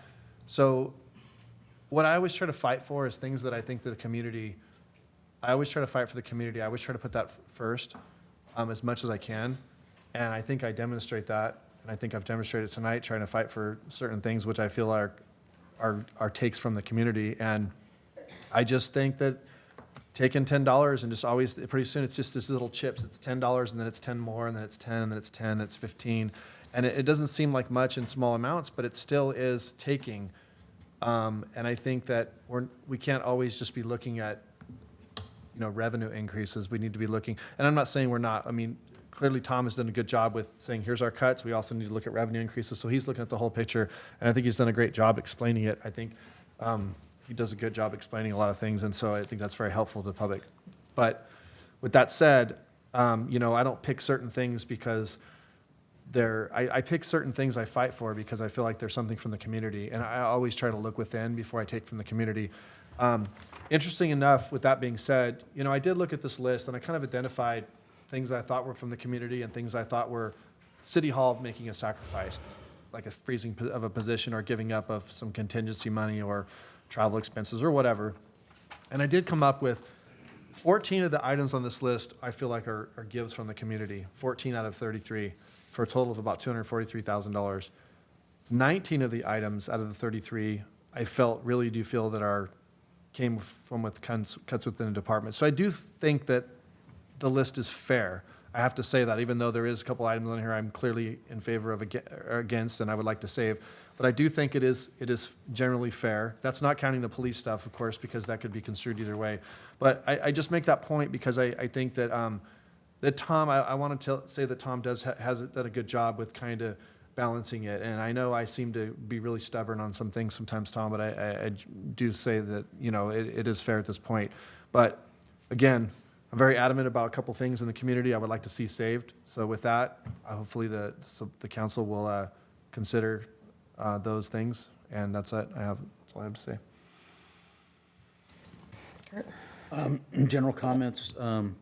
Very appreciative of staff's cooperation in this process and their willingness to, come together when needed. And Tom, for taking the leadership role, which the city sorely needed at the time, and to come up with the proposal that you have. I'm not going to go on, but everything that can be said has been said about not wanting to make cuts, and I would leave it at that. I fully support the cuts as presented by staff. Thank you. Just want to touch on the raises. It seems to keep coming up. Raises were negotiated with unions, and they're legally binding contracts. They hadn't had a raise in, I believe, 7 years, and 3%. No, yeah, 3%. Do you want to speak to that a little bit about Kimberly, about how legally binding those are? So the MOUs they are a contract. They are negotiated. The only way to reduce those are to follow the certain meet and confer and bargaining rules that are set forth in the law for local agencies. It's the Myers-Millis-Brown Act. And so it's not something that the council can do unilaterally to make changes to those agreements. Thank you. Thank you. Yep. Is that, any comments by staff? Are we okay? Tom? Okay. Can I get a motion to approve recommended fiscal year 2019-20 budget adjustments as presented by interim city manager and review long-term and midterm budget options to provide direction to staff? I so move. Moved by Councilmember Campion. Can I get a second? Second. Seconded by Councilmember Lozano. Roll call vote, please. Vice Mayor Farmer? No. Councilmember Sandu? No. Councilmember Campion? Aye. Councilmember Lozano? Aye. Mayor Lamson? Aye. Motion passes 3-2. Next on the agenda, consideration. I think we missed a little piece of it. Did you want direction for midterm and long-term tonight as well? Yeah, well, it would be helpful. So here's what what I would recommend, and if the council obviously can change this if you disagree, but I'm looking at bringing with respect to long-term first, bringing back some information regarding parcel tax first, and this is, again, is literally just information. What is a parcel tax? How does it affect property owners? How much, you know, how do you go about enacting that? What types of things do you want to consider as you advance the idea to the general public? That, all of those sorts of items. And so we talked about parcel tax, sales tax. We talked about we have a very significant part of our community, thousands of homes that are not part of the lighting landscape districts. A parcel tax could cover everybody in the city, including them. We could attempt a CFD, and so parcel tax, sales tax, CFD. I think that maybe we come back in early October with a generalized discussion so that council can kind of narrow the focus based on that discussion of what you want additional information on. The parcel tax and sales tax especially have a timing component. They can't be voted on before November of 2020. But if you're going to go down that road, we want to be able to be assembling over a period of meetings for the city council the type of information that you and the community would need to consider as the community determines whether or not it feels like it could support that type of activity, and the council as well, because as Ms. Daly indicated, these are, a sales tax and a parcel tax are all about basically a campaign. And so you have election law that you need to follow. You have to backdate that. You have to, truly to be successful, you need a public participation in advancing the idea. The city can't campaign for a parcel tax. You can either put it on the ballot or not, but the city itself, once it's on the ballot, can't do any campaigning. What we can provide is information that helps the community weigh and balance whether or not they think it's a good idea. But then people in the community, private citizens, can then essentially campaign for it or against it, depending on what their proclivity is. And so I would recommend that on those items, maybe we begin with those first, just because of the timing associated with them. With Community Facilities District, the CFD, that operates differently, but it's also not something that appears on a ballot. Individual letters are mailed to property owners, and you need to receive 50% plus one property owner sending that letter back with a yes vote on the letter to be able to go forward with the CFD. So the very different mechanisms, and the CFD is not reliant on a general election. So from long term, I would suggest that we bring back maybe a discussion on sales tax and parcel tax at that time, in October. On midterm, then I would look to the council. I would, because some of your midterm may deal with employees, I would just simply ask the council for direction whether or not to place that on a closed session agenda. In California, under the Myers-Milius-Brown Act, we have an obligation to negotiate in good faith with our employee bargaining units. And one of the first things that we want to do is be able to fundamentally define and identify what is it that we're trying to achieve organizationally. And I think that the council needs to do that in the context of a closed session. With respect to other items like looking at fees, and whether it's in Parks and Rec or in development or wherever we have fees, and should those be adjusted, those are clearly open session items, and we can bring those back in probably the late October, early November timeframe for the council to consider. So that, when we talk midterm, long term, that's the kind of direction I'm looking for. So do you need direction or do you need a motion? Just direction. You know, I think that if there's a consensus of the, let's do it this way because I talked about it a lot. If there's a consensus of the council for me to bring back a discussion on sales tax, parcel tax, CFDs in October, it would be good to know that there is at least a consensus of the council to do that. Then secondarily, if there's a consensus of the council to schedule a closed session relative to our employee contracts, let me know that. And then if there is a consensus relative to taking a look at our fees more generally, let me know that. So really 3 areas of consensus. What's on the slide would be pretty accurate. There you go. Yeah, I forgot about that already. There you go.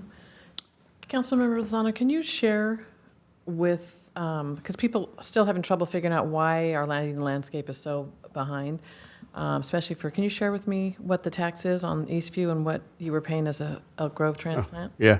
It's interesting because this topic came up early on when I moved here, and I looked at my tax bill, and I live in the northeast area, and so I pay $99.44 a year to provide mowing, landscaping for landscape corridors, park facilities, and also lighting. And in my former city where I lived before I came here, in about 2002, I was paying $470 a year. So that gives you a little perspective of the difference because, you know, everyone, oftentimes here in council meetings, we like to make reference to other cities that are close by, and I happen to live in one of those, and I will say this again, and I love the folks in the Park and Rec Department from where I came from to death, and I think they do a wonderful job, but I believe what you see in that community is not only what they provide, but what the nonprofit youth sports organizations provide in the community that make them look so nice. So when people say, oh, well, you know, I'll go play there because their fields are better and they do a much better job at the government level doing that, in this one particular jurisdiction, that's not 100% accurate. So there is a big difference, and I think Interim City Manager Hagelin mentioned it earlier. We're using $1994 to pay for stuff in 2019, and when you talk about public utilities and rates and things like that, you know, I lived through a 300% water rate adjustment in about 2 years in my previous city, and it was no fun. And so, whatever we can do moving forward, provided that we as the city get our you know, really work on what we can do internally, we need to fix that because it's just generally going to be a flaw. And so that's the difference between the two jurisdictions. And I don't like to compare the others, but we often compare them here in our meetings. And so I think just moving forward, that people have an understanding of what the difference is when people make those comparisons. So, Thank you, I appreciate that. Any more direction? No, is there a consensus to bring back the sales tax, parcel tax, CFD discussion in October? Yes, please. Okay. Is there a consensus of the council to schedule a closed session relative to our bargaining units? Yes. Yes. And is there a consensus of the council then to bring back a discussion, a review of the fees in our various departments? Yes. Okay, so we'll begin to calendar that out and get that scheduled for and you. and I would ask just, although I'd like to see this come back, I'm more interested in it as information to make a decision down the road. I don't want to That's the contradict what intention. I said earlier. Yeah. No. But I certainly would like the information. Right. No, that's the intention. This is all about information gathering, much like we did before. You know, will council cast some things aside along the way? You very well may. and then we just move on from there. Thank you. And thank you, everyone, for all your time and your input and your investigating, and all that is appreciated. All right, next up, consideration of removal of a member of the Measure R Oversight Committee and advertise for a replacement.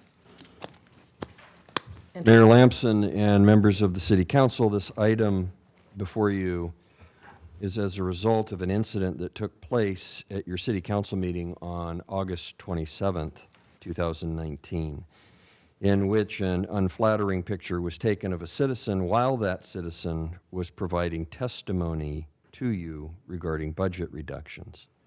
The picture was taken by Kathleen Amos, a City Council appointee to the Measure R Committee, and then posted to her Facebook page. Council, commission, and committee meetings should be considered a safe space at which individuals can participate in the local democratic process without fear that city representatives will post derogatory pictures of them on social media or the internet. The matter before the City Council tonight is to consider whether such actions on the part of a city representative are inconsistent with that individual's service on a city-appointed committee, council-appointed committee. The council has worked to foster an environment in which all people are welcome to attend council meetings and address the council if they desire. Actions such as occurred in this instance can create a chilling effect on the public process, not only with respect to addressing the council, but the Measure R Committee and other boards and commissions and committees of the city as well. This matter has nothing to do with the proposed expenditure reductions, with Measure R itself, or with opinions related to that. The proposed reductions that you approved earlier were first identified on July 31st and submitted to this council again last Tuesday as part of that presentation. And that concludes my remarks, and this matter is now before the City Council. Did you guys want the comments before? All right. Amanda Mueller?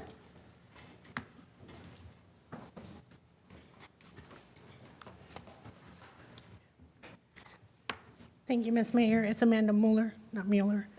And Madam Clerk, I'm actually yielding my time to Kathleen Amos. Thank you.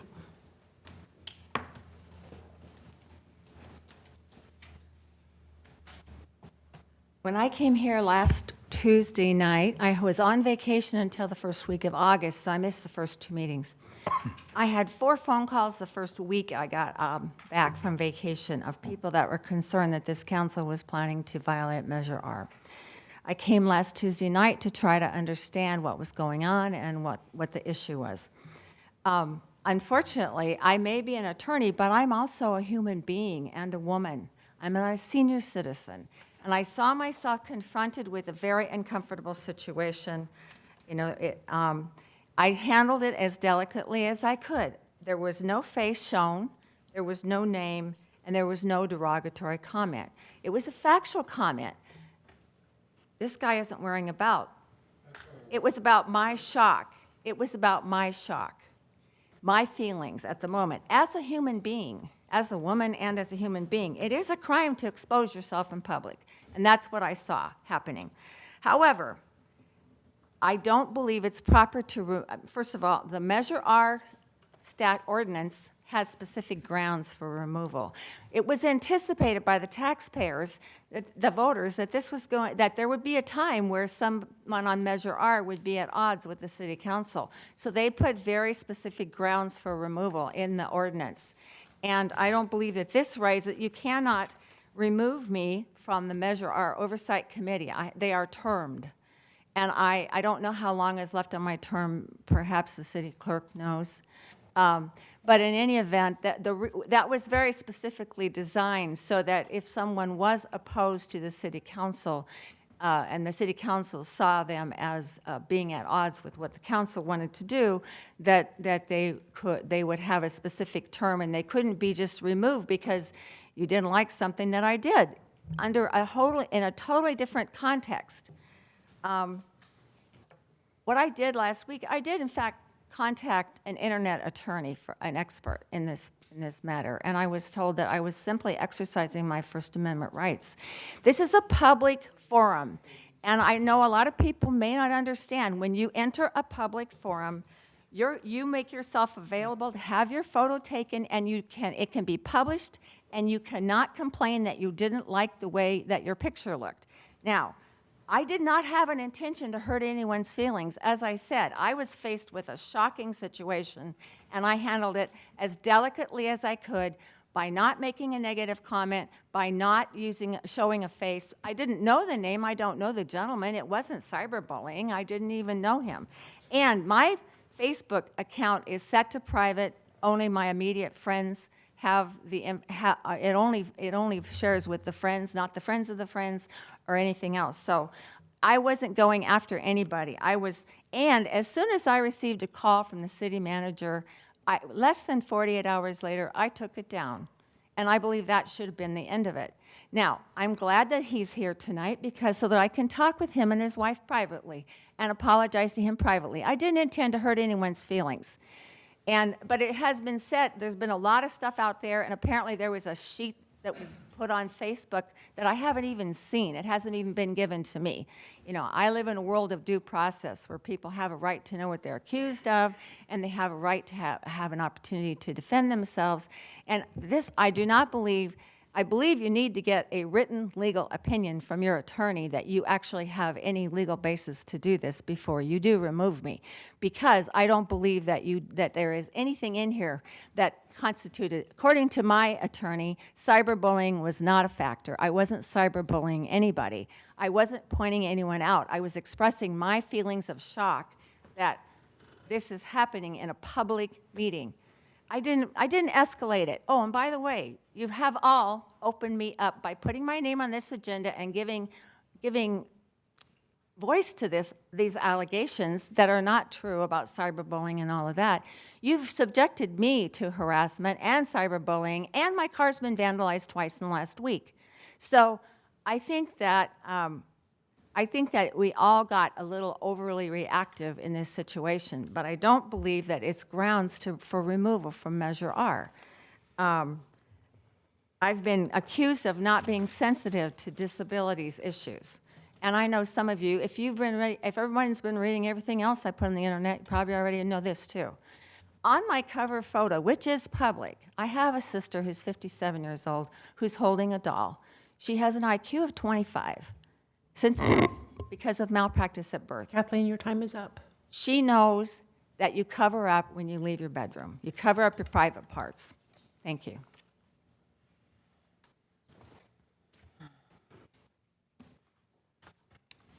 Sherry Daly?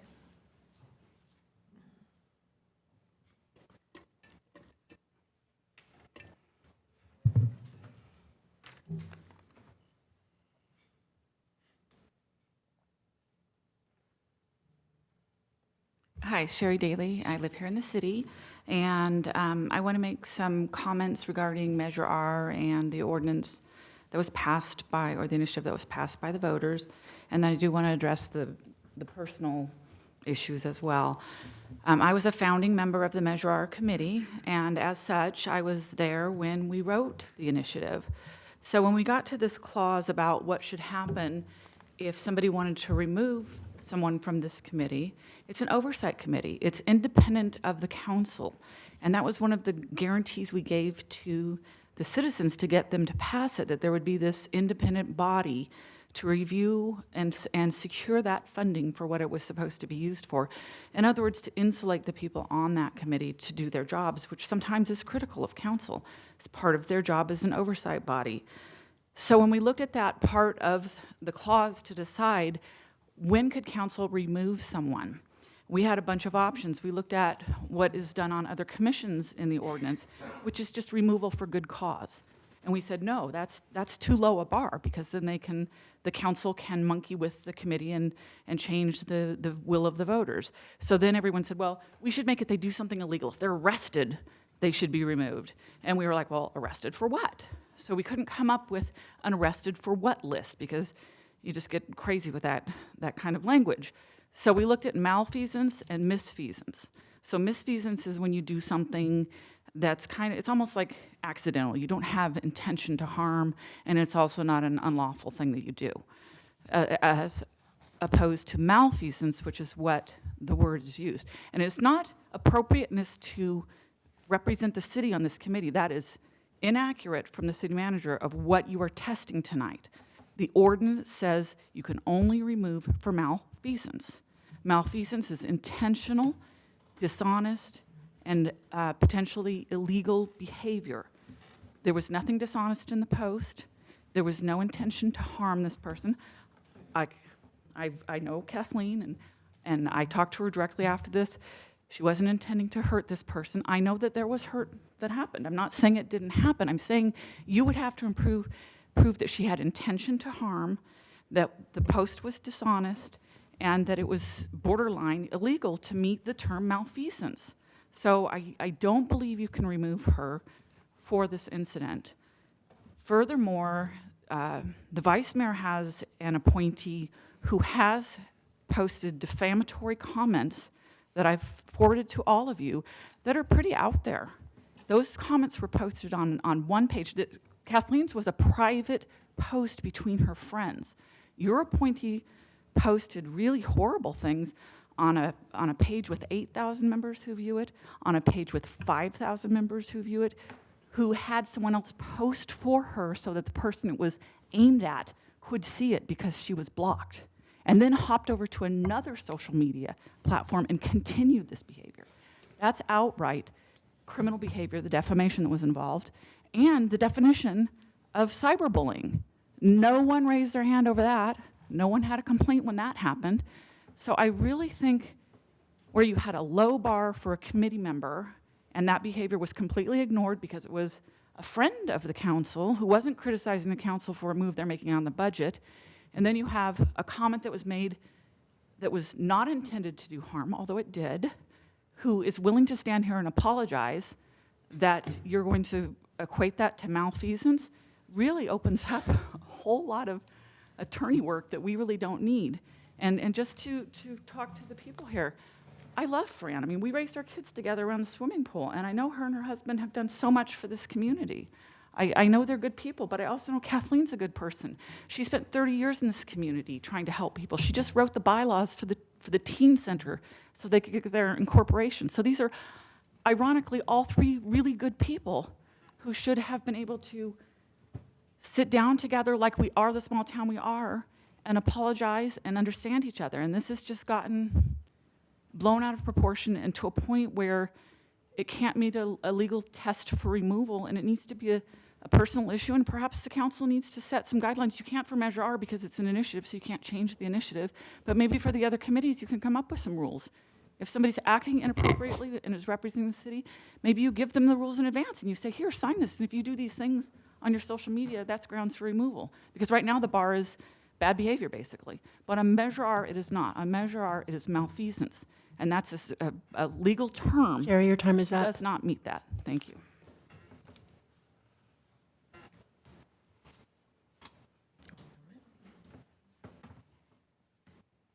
Discussion?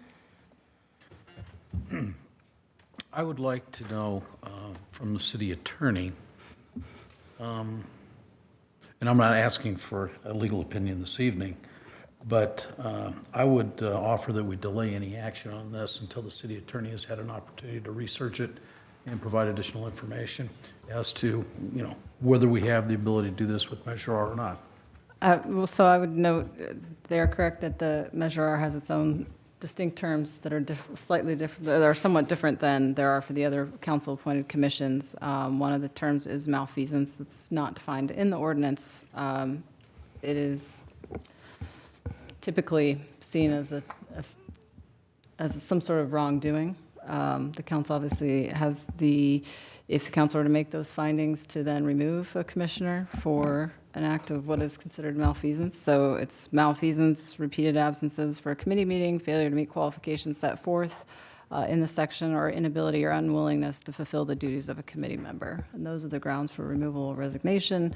The council also has other options that would be, reprimanding or some other type of action that you've heard here this evening. But Well, I would like to have a more comprehensive approach to committees. I mean, I don't think it's appropriate to act inappropriately in social media if you are a representative of the city. I know when I worked for the city, if an employee had done that, they probably would have been fired. I mean, that's not appropriate, but there is a whole list of inappropriate behaviors outlined in the personnel policy. So I don't know whether we need to look at employing that level of standard. I don't think it would be unreasonable. But I don't know that we can do that tonight, particularly in light of the special circumstances that appear to have to occur under Measure R. So I would like more information from the attorney's office. I have a few questions. But I think one is the question that Kurt had, and more of understanding that Measure R is a specific initiative. So some interpretation on that. My understanding in talking with the city manager is that even under Measure R, there is the ability to remove for conduct that was described. And then I agree that we need to look at our just city policies as it relates to committee members and conduct that affects people at city meetings, city functions, things like that, where you are representing the city at a city function. In this case, a city meeting. The other question I have was Ms. Amos given an opportunity to resign from her post? Yes. Okay. And the Measure R committee is appointed, each person's appointed by the full council? correct? Yeah. I think that's right, right? By the city council. Okay. Okay, I'd like to hear from the rest of my colleagues. I do find the conduct shocking, quite honestly, and I don't think you need to be. I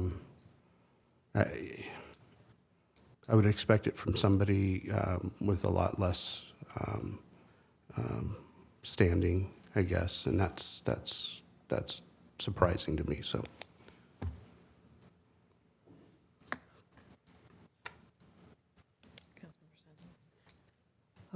It is unfortunate, it's happened last meeting, city council meeting. What I strongly believe the members of our community should feel safe and express their concern publicly during city council meeting, because this is the place anybody can come up, our community, they can speak and they can, their concern. And without any worry about how they look, how they appear, and how they can speak. And I know it's very unfortunate situation, especially we all are elected official or we all are appointed position. Their bar is a little bit higher than the normal public. That's my opinion. Thank you.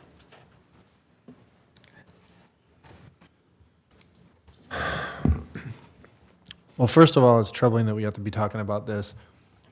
I do agree with many comments that were made tonight that, the internet is the Wild West, and people do say things and that are inappropriate, and people of the general public and people that are in committees or serve on some forum for the city.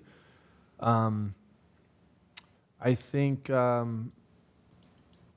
what kind of bothers me here about this first of all, when it was brought to my attention that this happened, you know, I initially was kind of upset about it. But then, you know, I thought, you know, well, let's see how the thing plays out, you know, see how it's handled. What kind of bothers me a little bit is that Miss Amos came up and spoke earlier in the evening, but instead of coming, well, I'll even rewind. When she was contacted by Mr. Hagland and he brought this to her attention, she was given the option, they think, to resign, and from my understanding, she basically offered no apology at that time, and then said, well, you know, I don't think I should be punished for such an action, so on and so forth. And my problem isn't really with the fact that she doesn't think that she should be punished for that action. I think my problem really at this point, and even kind of a little bit echoed tonight, is the fact that subsequently, when she came and met with City Hall with Mr. Hagland, again, in that meeting, offered no apology. There was no point at any time where, you know, because we're all human and we all do things. I think there was no point in time where Ms. Amos said, you know, looking back on it, you know, it was probably silly that I did that, or it was inappropriate. I probably should have, you know, I wasn't thinking, because a lot of people, you know, we do things like that, we don't think about it. But there was no apology. There was no, like, consensus about I did something wrong, or I did something inappropriate. Maybe I should, you know, I should hold myself to a higher standard as being an appointed committee member. And so, and then tonight, you know, stood at the podium, and instead of then, you know, offering, again, a chance to say, you know, hey, it was wrong, and I'm sorry, Mr. Brossman, so on and so forth, it was completely spun around, and the narrative was, oh, I'm getting considered because I'm on the Measure R, and it's somehow some conspiracy to hide something we're doing wrong on Measure R, and so on and so forth. And it was all about deflection and, you know, I'm the victim here, and so on and so forth. And it kind of bothered me because, you know, to be honest with you, I walked into this chamber tonight with an open mind, and all I was looking for was just some sincere apology about what happened. Mr. Brossman's comments were very heartfelt. It was tough for me to listen to that, to be honest with you. It was very tough. And, you know, about his daughter coming to him and sharing that. And, you know, like what Paul said, it's just, you know, these council chambers, yeah, you come to a public meeting, you know, you're in public, and, you know, and you kind of accept that. But we also need to try to make this place, you know, we're trying to encourage people to participate in their local government and to exercise their constitutional right to come and speak. You know, we have 26,000 people in this community, and I applaud the turnout tonight, but typically, you know, you might have 10 or 12 here, and you might have maybe 2 or 3 people speak. And it's hard enough for people to speak. The young lady that was here earlier tonight, you know, she was so nervous, she was basically to tears talking about her subject, and it shows how nervous people can be about speaking.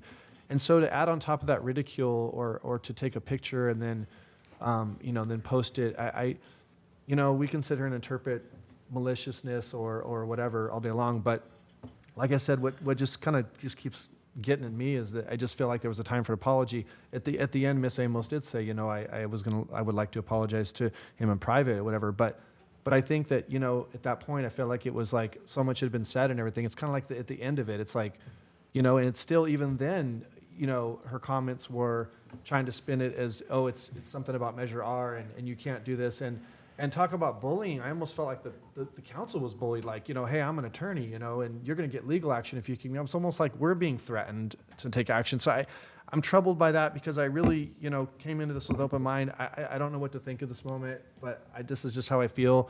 I think that this chamber should be a place where people should come and be able to voice their opinion without for fear of somebody taking a picture and saying, oh, look at this ugly shirt, or oh my God, who did her hair, or anything that might seem kind of just non-hurtful, but it can be very hurtful for people.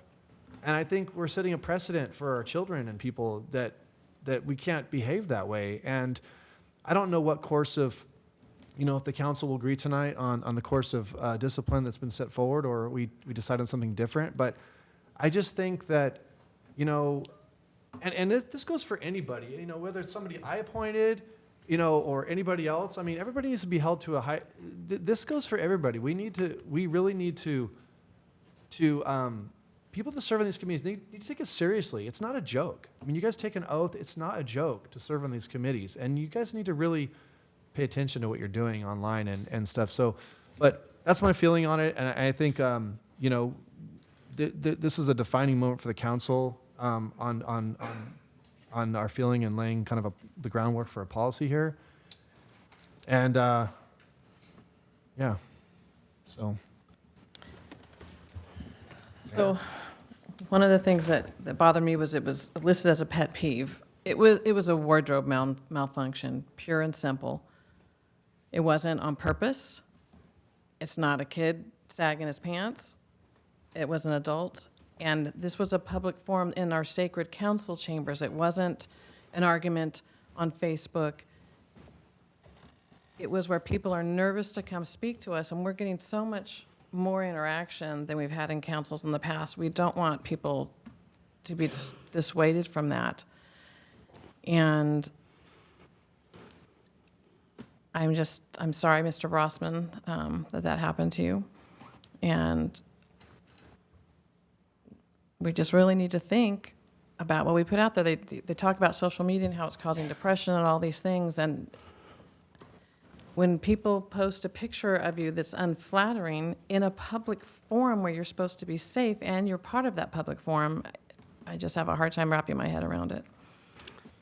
I have another question for the city attorney. We've had this at least on our agenda since Thursday. Have you had an opportunity to look at Measure R in terms and analyze the conduct and whether or not it would be legal for us to remove her? So we have looked at some of the discussions. I have not drafted a written opinion. I did review the measure and noted that it has different circumstances. It is more narrow than the other measures for the Planning Commission and that which are good cause. This has specific instances. Malfeasance is one of them, as is inability or unwillingness to fulfill the duties of a committee member. So I had some discussions with the city manager about that, and he brought forward the recommendation. But I think that the malfeasance, while it is what is generally a higher standard than, say, nonfeasance or a total lack of intent, it usually has an intent element to it, is an intent of some sort of wrongdoing. This doesn't have the definition in it, so you're left more with cases, what is malfeasance, and it's a case-by-case basis, really delving into the facts. So here you'll have to look at the facts before you, what was posted, how it was posted, and whether you think that constitutes like an intentional wrongdoing or malfeasance. We can certainly delve further, and if the council's I didn't desire. see, I obviously didn't see the post. I don't know what was said. I mean, I've taken the information that was given to me, not that I distrust it, but it sounds like the definition of malfeasance can be defined one way or the other up here, is what, if I'm hearing you correctly. I mean, obviously you start with the dictionary definition, yes, which is a stronger standard than just a simple nonfeasance or unintentional act. There has to be some wrongdoing to it. What that wrongdoing is in a forum like this with somebody who's appointed by the city council is a determination of the council. Some of the difficulty is obviously that you're in a public setting and it's difficult to delve into the type of posts that you have. I don't believe you can go into closed session to look at this type of issue. The council appoints the commissioner. The council has to, in open session, the council has to determine in open session whether they're going to take some action, whether it's a reprimand or removal, also in public session. Okay. I'm a little more confused now that you said that. But honestly, if I felt that we were on good legal standing, I would absolutely make a motion to remove her from the committee, based on what I know, and based on her comments tonight. But I'm not so sure, and I don't know if a legal opinion and all that work and investigation is what we need to do. I just don't think this is something we need to drag out. But on the other hand, we want to do the right thing as well. I know that sounds so non-committal, but again, that's just kind of where I'm at.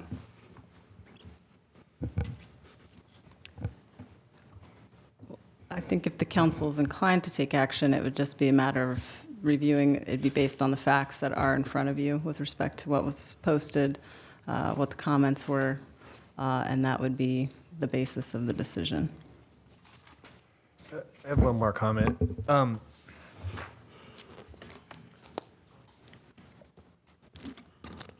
So, the council has emails, our addresses are public, and I think I'm pretty reachable. I think all of us can be reachable to some point. I wish that at some point, maybe we would have gotten an email from Ms. Amos saying, even if it would have been like, after reviewing what I did, so on and so forth, I think it might have been inappropriate and I accept it, whatever, but I still feel very adamant that I shouldn't be removed and I stand my ground on that. I don't think I should be punished in such way. But it wasn't even that. There was like no, even tonight. And so what I would like to ask Ms. Amos right now, just a simple question. Do you feel that what you did was wrong? I mean, because I haven't really heard that from you tonight. I genuinely, just to say this, Ms. Amos, I do believe that you do a lot for the community. I do. And I know you're very involved and you've served on everything from Measure Art or whatever. And I know that you can't discount any of that. But this situation, I'm struggling because I just wish that it would have been so much easier for me personally if I would have just got an email that said, Vice Mayor Farmer, in regards to what the council's considering doing, I would like to ask if you would reconsider because I am sorry and I've reached out to Mr. Rossman or I will come to the meeting and I will offer an apology, but I haven't heard that yet. So I'm asking you now, do you feel like what you did was inappropriate anyway? Councilman Farmer, what I did was call an expert in internet law. That's what I did. And I said, did I do something wrong under the law? And he said, absolutely not. He said that was completely within the First Amendment, and anybody who enters into a public forum, which a city council meeting or a courthouse or a school board meeting is a public forum. And under the First Amendment, that's why I said earlier, this is an educational experience. When someone enters into a public forum, their photo can be taken by anybody, including the newspaper. It can be posted, and you can't complain. I mean, the newspaper can publish it, and the person whose picture was taken cannot complain that they don't like the way they look in their picture. That's the First Amendment. So I didn't intend to hurt the gentleman. As I said, his face wasn't showing. I was careful about that. And I can understand that his daughter would recognize him from the back, but as soon as Mr. Haglund called me, I took the picture down, and that should have been the end of it. I didn't know the man. I've never met him before. I've lived here 35 years. I didn't know him. Tonight, I'm glad he came back so that I can have a private conversation, because my belief about these kind of things is private correction, public acknowledgement when you want to say good job. And nobody told me his name. I didn't know his name until tonight. I still don't understand exactly what it is, but I will talk with him and his wife afterwards and explain to him. I didn't have an intention to hurt anyone's feelings. When my sister accidentally has that kind of a wardrobe malfunction, my special needs sister, we all just laugh about it and we just pull, the family quickly goes around her and says, oh my gosh, you can't do this in public. And that's the end of the discussion. So as far as, I didn't do it as a representative of the city regarding Measure R. I did it as a human being who was in shock, emotional shock. None of you were sitting right there behind it. I was. And it was very, very, and I think there's two things that we might get out of this, learning experiences for everybody. One is maybe a dress code for white people, how people dress. I don't think people have to be dressed up fancy. You all know I go to work in my law office when I don't have to be in court in comfortable pants and a comfortable top. I do not dress up, and that's one of the things I love about Galt. So I don't think there has to be a dress code, anything more than just the simple dress code. Okay, so I No wanna- private parts hanging out. Let me please. rephrase my question a little bit different. Let me give you a scenario, Ms. Amos, because you are an attorney. If you were in court and you were sitting, you were representing someone, let's say you went down and sat, and then you saw that happen, and you took a picture of somebody's client, and then you posted on the internet, the next day, the judge calls you into his chambers and says, I saw this picture you took. How do you think, what would be the recourse of that, you think? That wouldn't happen in a courtroom. Number one, because if I saw someone that looked like that in a courtroom, I would immediately go to their attorney or whoever was with them and say, you know, you need to help that person out. Maybe that's what you should have did that night. Well, I didn't know the man. I didn't know him, and I didn't. He was behind me. I was sitting right here in front. And you know, it's always easy to second guess somebody with armchair quarterbacking. You talked about everything I talked to Mr. Haglund about, but you were not in the meeting, sir. And I wasn't told that you were eavesdropping. Maybe you were. I don't know. But the point is, there's two things that the city doesn't have. It's the dress code while you're, I mean, I'm not saying that a dress code's going to stop wardrobe malfunctions. It probably won't. And once I meet this gentleman and have a chance to talk with him, then I would be comfortable approaching him. I'm the kind of person that tells women your tag is hanging out, you know, your slip is showing, because I would want someone to do that for me. I'm a very compassionate, caring person. And I do a lot in the community, that's why. Kathleen? Can you just explain one thing? Yes. What was your purpose in taking the picture, going home, and then posting it? What rationale do you have for that? It was about my shock. It was about my feeling. What purpose did that serve? I wasn't thinking about it. I was in emotional shock. I wasn't thinking that there was a purpose to it. I was in shock that somebody would behave like that in a council meeting. I do think that the other thing I think that needs to happen, the city council needs to think about setting some standards, because malfeasance is a higher level. I didn't have a DUI. I didn't assault somebody. I didn't commit a crime, and that's generally what malfeasance is. In the law, malfeasance was what I call a marshmallow word. Judges tend to interpret it how they want to interpret it, but that does mean that they usually interpret it much more strictly than just, I don't like what you did, and you shouldn't have done that. And, you know, obviously, this won't happen again with anybody, but I think that you need to, you want it to be a safe environment. I did not feel safe when someone was exposing their private parts. I did not. And I think that was the shock. I'm a woman, and I'm a senior citizen, and I don't expect to see people's private parts hanging out in the city council in a public meeting. I do not expect that. I actually, so I want to ask you one more question, then I think we need to hear from other comments that people want to speak. But just a simple yes or no would do. But I was made aware that when the picture was taken, that you showed it to a couple people, which are probably your friends sitting next to you or whatever. But then I was told by people in the lobby that were out there that I'm acquainted with that you went out in the lobby and were showing it to people and you were kind of giggling and making fun of it. Is that true? No. That's not true. I know exactly who you're talking about. He went to high school, he went to grade school and high school with my son, and he was always a big jokester. So when I sat here, I'm a senior citizen. I sat here for 3 hours from 6 until 9, and when I made a beeline out that door, it was to go to the bathroom. He went out that door, started yelling at me across the lobby. Instead of coming over to me and saying, Kathleen, I need to talk to you about what you did, he saw me. I said, Danny, I can't talk to you right now. I have to go into the bathroom. I have to go to the bathroom. As a senior citizen, when I have to go, I have to go. I'm sorry. I was there for 3 Well, hours. thanks for giving your side of the story I on was that. laughing at myself because I couldn't stop and tell him what was going on. But I did say, I'm going in the bathroom. He stood there and watched me go in the bathroom. And when I came out, he wasn't there. If he would have waited for me to come out, I could have had a conversation with him. Okay. But that wasn't what he was doing. He was trying to publicly embarrass me.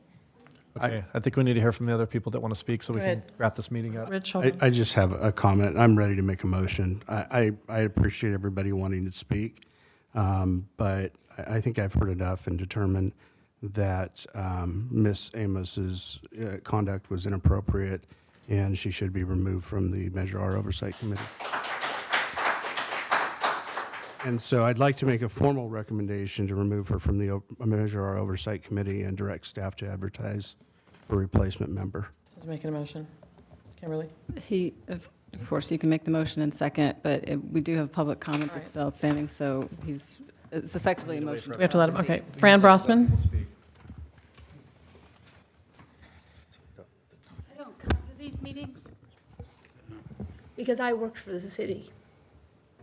And you don't do that.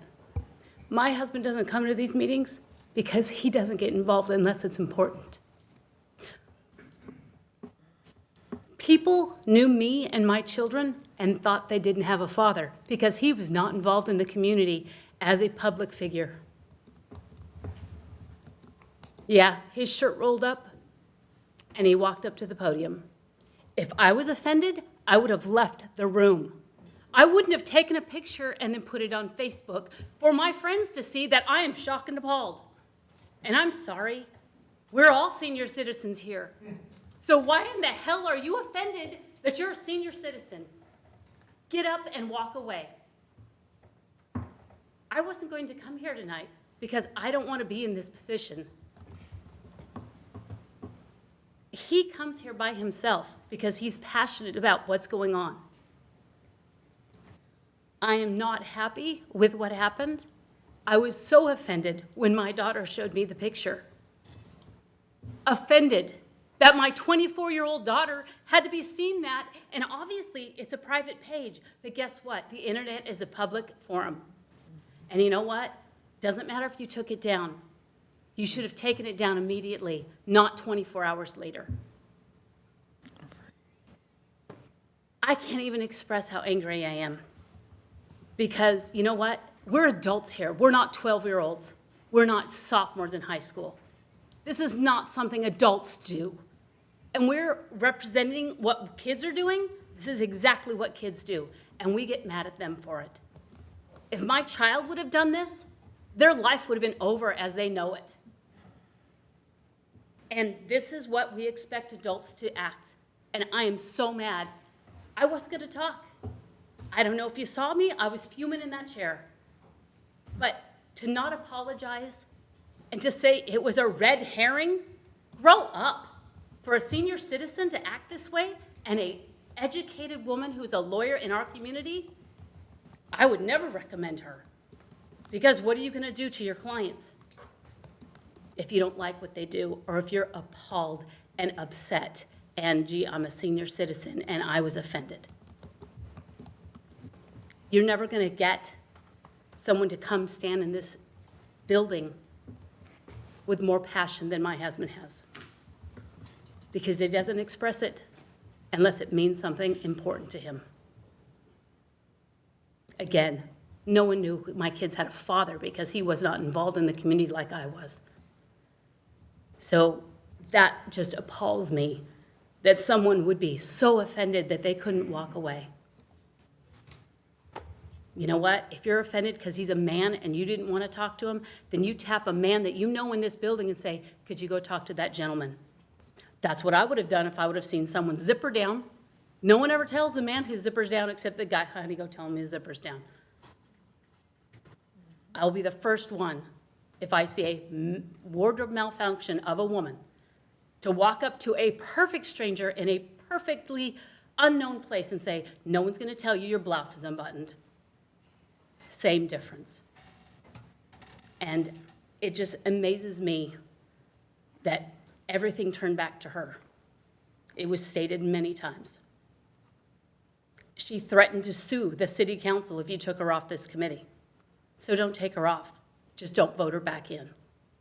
If you can't take her off, that's fine. But when her term's up, her term's up. And I'm not saying that she hasn't done a great deal for this community and that Measure R. I sat at her table at the last function at the Littleton Center. And if I'd known that she was going to do that sort of thing to anybody in this community, I wouldn't have sat there. So it doesn't matter to me if she's taken off, but don't put her back on when her term is up. because that's not how adults act. And if you're offended, walk away, like everyone should. That's all I got to say. Thank you, Ms. Brossman. Michelle, is it Frederick? Yeah. I don't get up and speak like this because I just don't like to be in confrontation like this, but for her to stand up here and twice, however many times she came up here, and still not, you asked her specifically, you know, are you sorry? And she can't even say, she keeps saying, oh, well, I talked to my attorney, you know, my internet attorney. She still doesn't have the compassion to say, yes, I am sorry.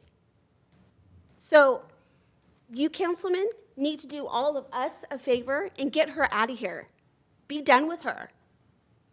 Because you're not helping the rest of us. What, I'm in my scrubs for work, so I'm not inappropriate? Am I not apparel? Come on now. I mean, I come here after work. Drive from West Sacramento to here to be in this meeting, and I have to dress a certain way. What, are you going to take a picture of me and post it on Facebook because I'm not dressed properly? That's nonsense. You need to get rid of her. Okay. Amanda Mueller. Thank you, City Attorney, for recognizing that there are public comments that still need to be heard before a vote is made. I stand here as an attorney before you because Vice Mayor Farmer asked what an attorney would do if they were pulled to judges' chambers. An attorney would search the law before they made a decision or responded to the judge. That's what a good attorney would do. Not make an emotional decision, do it based on the law. And here, from what I understand, you don't have a standard, but to remove Ms. Amos. You need to look at what the law says about malfeasance and see if there's anything in the records, or case precedent that addresses this type of issue. You can't just do it on a whim tonight. That would be, if I was called into a judge's chambers, what I would do. It's called briefing the case. Yes, that's what you would do. Thank you. So are we going to allow 3 comments? That's your 3rd time talking, yeah. Just on an earlier note, I did present all of the council members with another appointee's really bad behavior on the internet, which, in my opinion, meets the criteria not only of basis for removal, but would probably meet the level of malfeasance. So I would like to know when that case will be heard. I provided evidence of that behavior from another one of the appointments. It hasn't been talked about, but if we're going to use such a low bar for malfeasance and the bar for the other committees is bad behavior, basically, when does that person get justice for what one of your appointees did in a much more flagrant way, in a much more harmful intention way? Do I have to come up here and cry? Is that how it works? What are the stinking rules? If malfeasance isn't really what's going to be used here tonight, but emotion, and there is an even lower bar for other appointees, when does that case get heard? Who's agendizing that? Do I need to call the city manager? Who do I call to get that appointee publicly disciplined for her internet behavior? Crickets. Because she is supportive. Contact the city manager. He's the appropriate. Is he the person who agendized this item? I believe he will, yes. Okay, Wasn't me. I will do so then. We're not talking about anybody else at this moment. All right, I'm sorry, Jerry Sauter. I'm sorry, I apologize. Came the other direction and I didn't see it. Okay, this is the last one because. I have the dubious honor of being last when everybody wants to go home. I've been sitting in my little spot over in the corner for the duration of this meeting, and I guess I'm just a little, I felt I had to say something, and I'm going to give a big hats off to Mr. Lozano for making the motion before additional public comment was heard, because, I don't think it's so much malfeasance. I was at the last meeting. I sat behind the gentleman in question.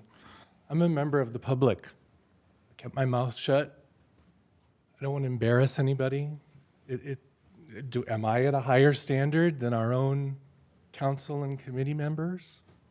So I think it's more about effectively discharging the duties of the position. And this position is appointed by the council, but the language is such that that person can just kind of do whatever they want. I don't know. That doesn't make sense to me. So if this person is appointed by the council, I think the council has an obligation to act. Social media is public. Anybody can see it. Even if it was your own private page, you never expect it to be private. Someone will see it, someone will find out about it. So I think we all have to hold ourselves at a high standard. And the other thing that's concerning as a member of the public is sort of the attitude. I'm kind of seeing the political camps in the town here as I sit over in my little corner about who's supporting who and who wants to come up and say it's a conspiracy to get them removed, and I have other council member or other councilman appointees that are causing the same issue. So, yeah, I think this is a place where public should be able to come up and speak and not fear that they have any reprisal or repercussions. So, again, I applaud Councilmember Lozano for kind of taking a stand on this issue, and we'll see what happens. Thank you. Thank you, Jerry. I need a second. I second the motion. Motion made by Councilmember Lozano, seconded by Vice Mayor Farmer. I just have one comment before we Comment? vote. I want to make it really, really clear. This has nothing to do with wanting to, in my opinion, wanting to police social media. I'm on social media. You guys never see me comment, very rarely.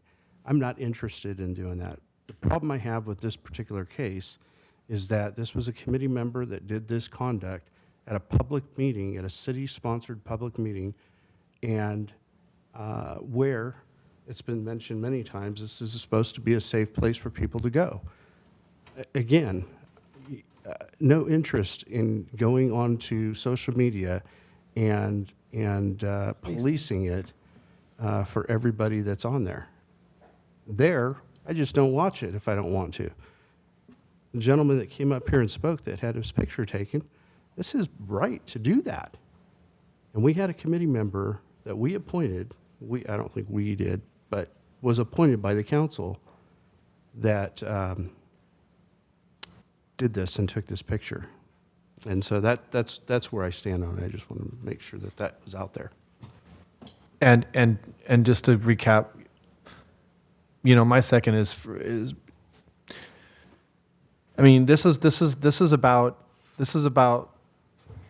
taking a situation and reminding the public that it's serious, and people that are on commissions and committees need to take this seriously. And I, for one, I don't care who it is, I'm not going to tolerate activity like that. And I would, like I said before, I was open-minded. I give Ms. Amos a chance to acknowledge, and she failed to do so. And for that's why I'm seconding this motion, and I think that that this is the right move for the council, and I think that we need to send a strong message about conduct and how people act when they come to these chambers to speak. Roll call vote. Vice Mayor Farmer. Aye. Councilmember Sandu. Aye. Councilmember Campion. Aye. Councilmember Lozano. Aye. Mayor Lamson. Aye. Motion passes 5-0.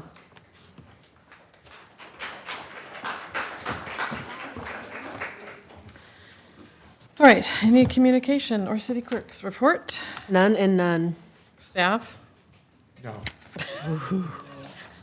Mike does. I'm just going to say I've got my costume and I'm ready to volunteer at the 150th. Sesquicentennial. Yes, Sesquicentennial. Sesquicentennial, I should say. Anybody down there? Armando? No, thank you. Chief? Okay. Council, can we just adjourn? Any comments by council? No comment. All right, meeting adjourned. Thank you. Well done.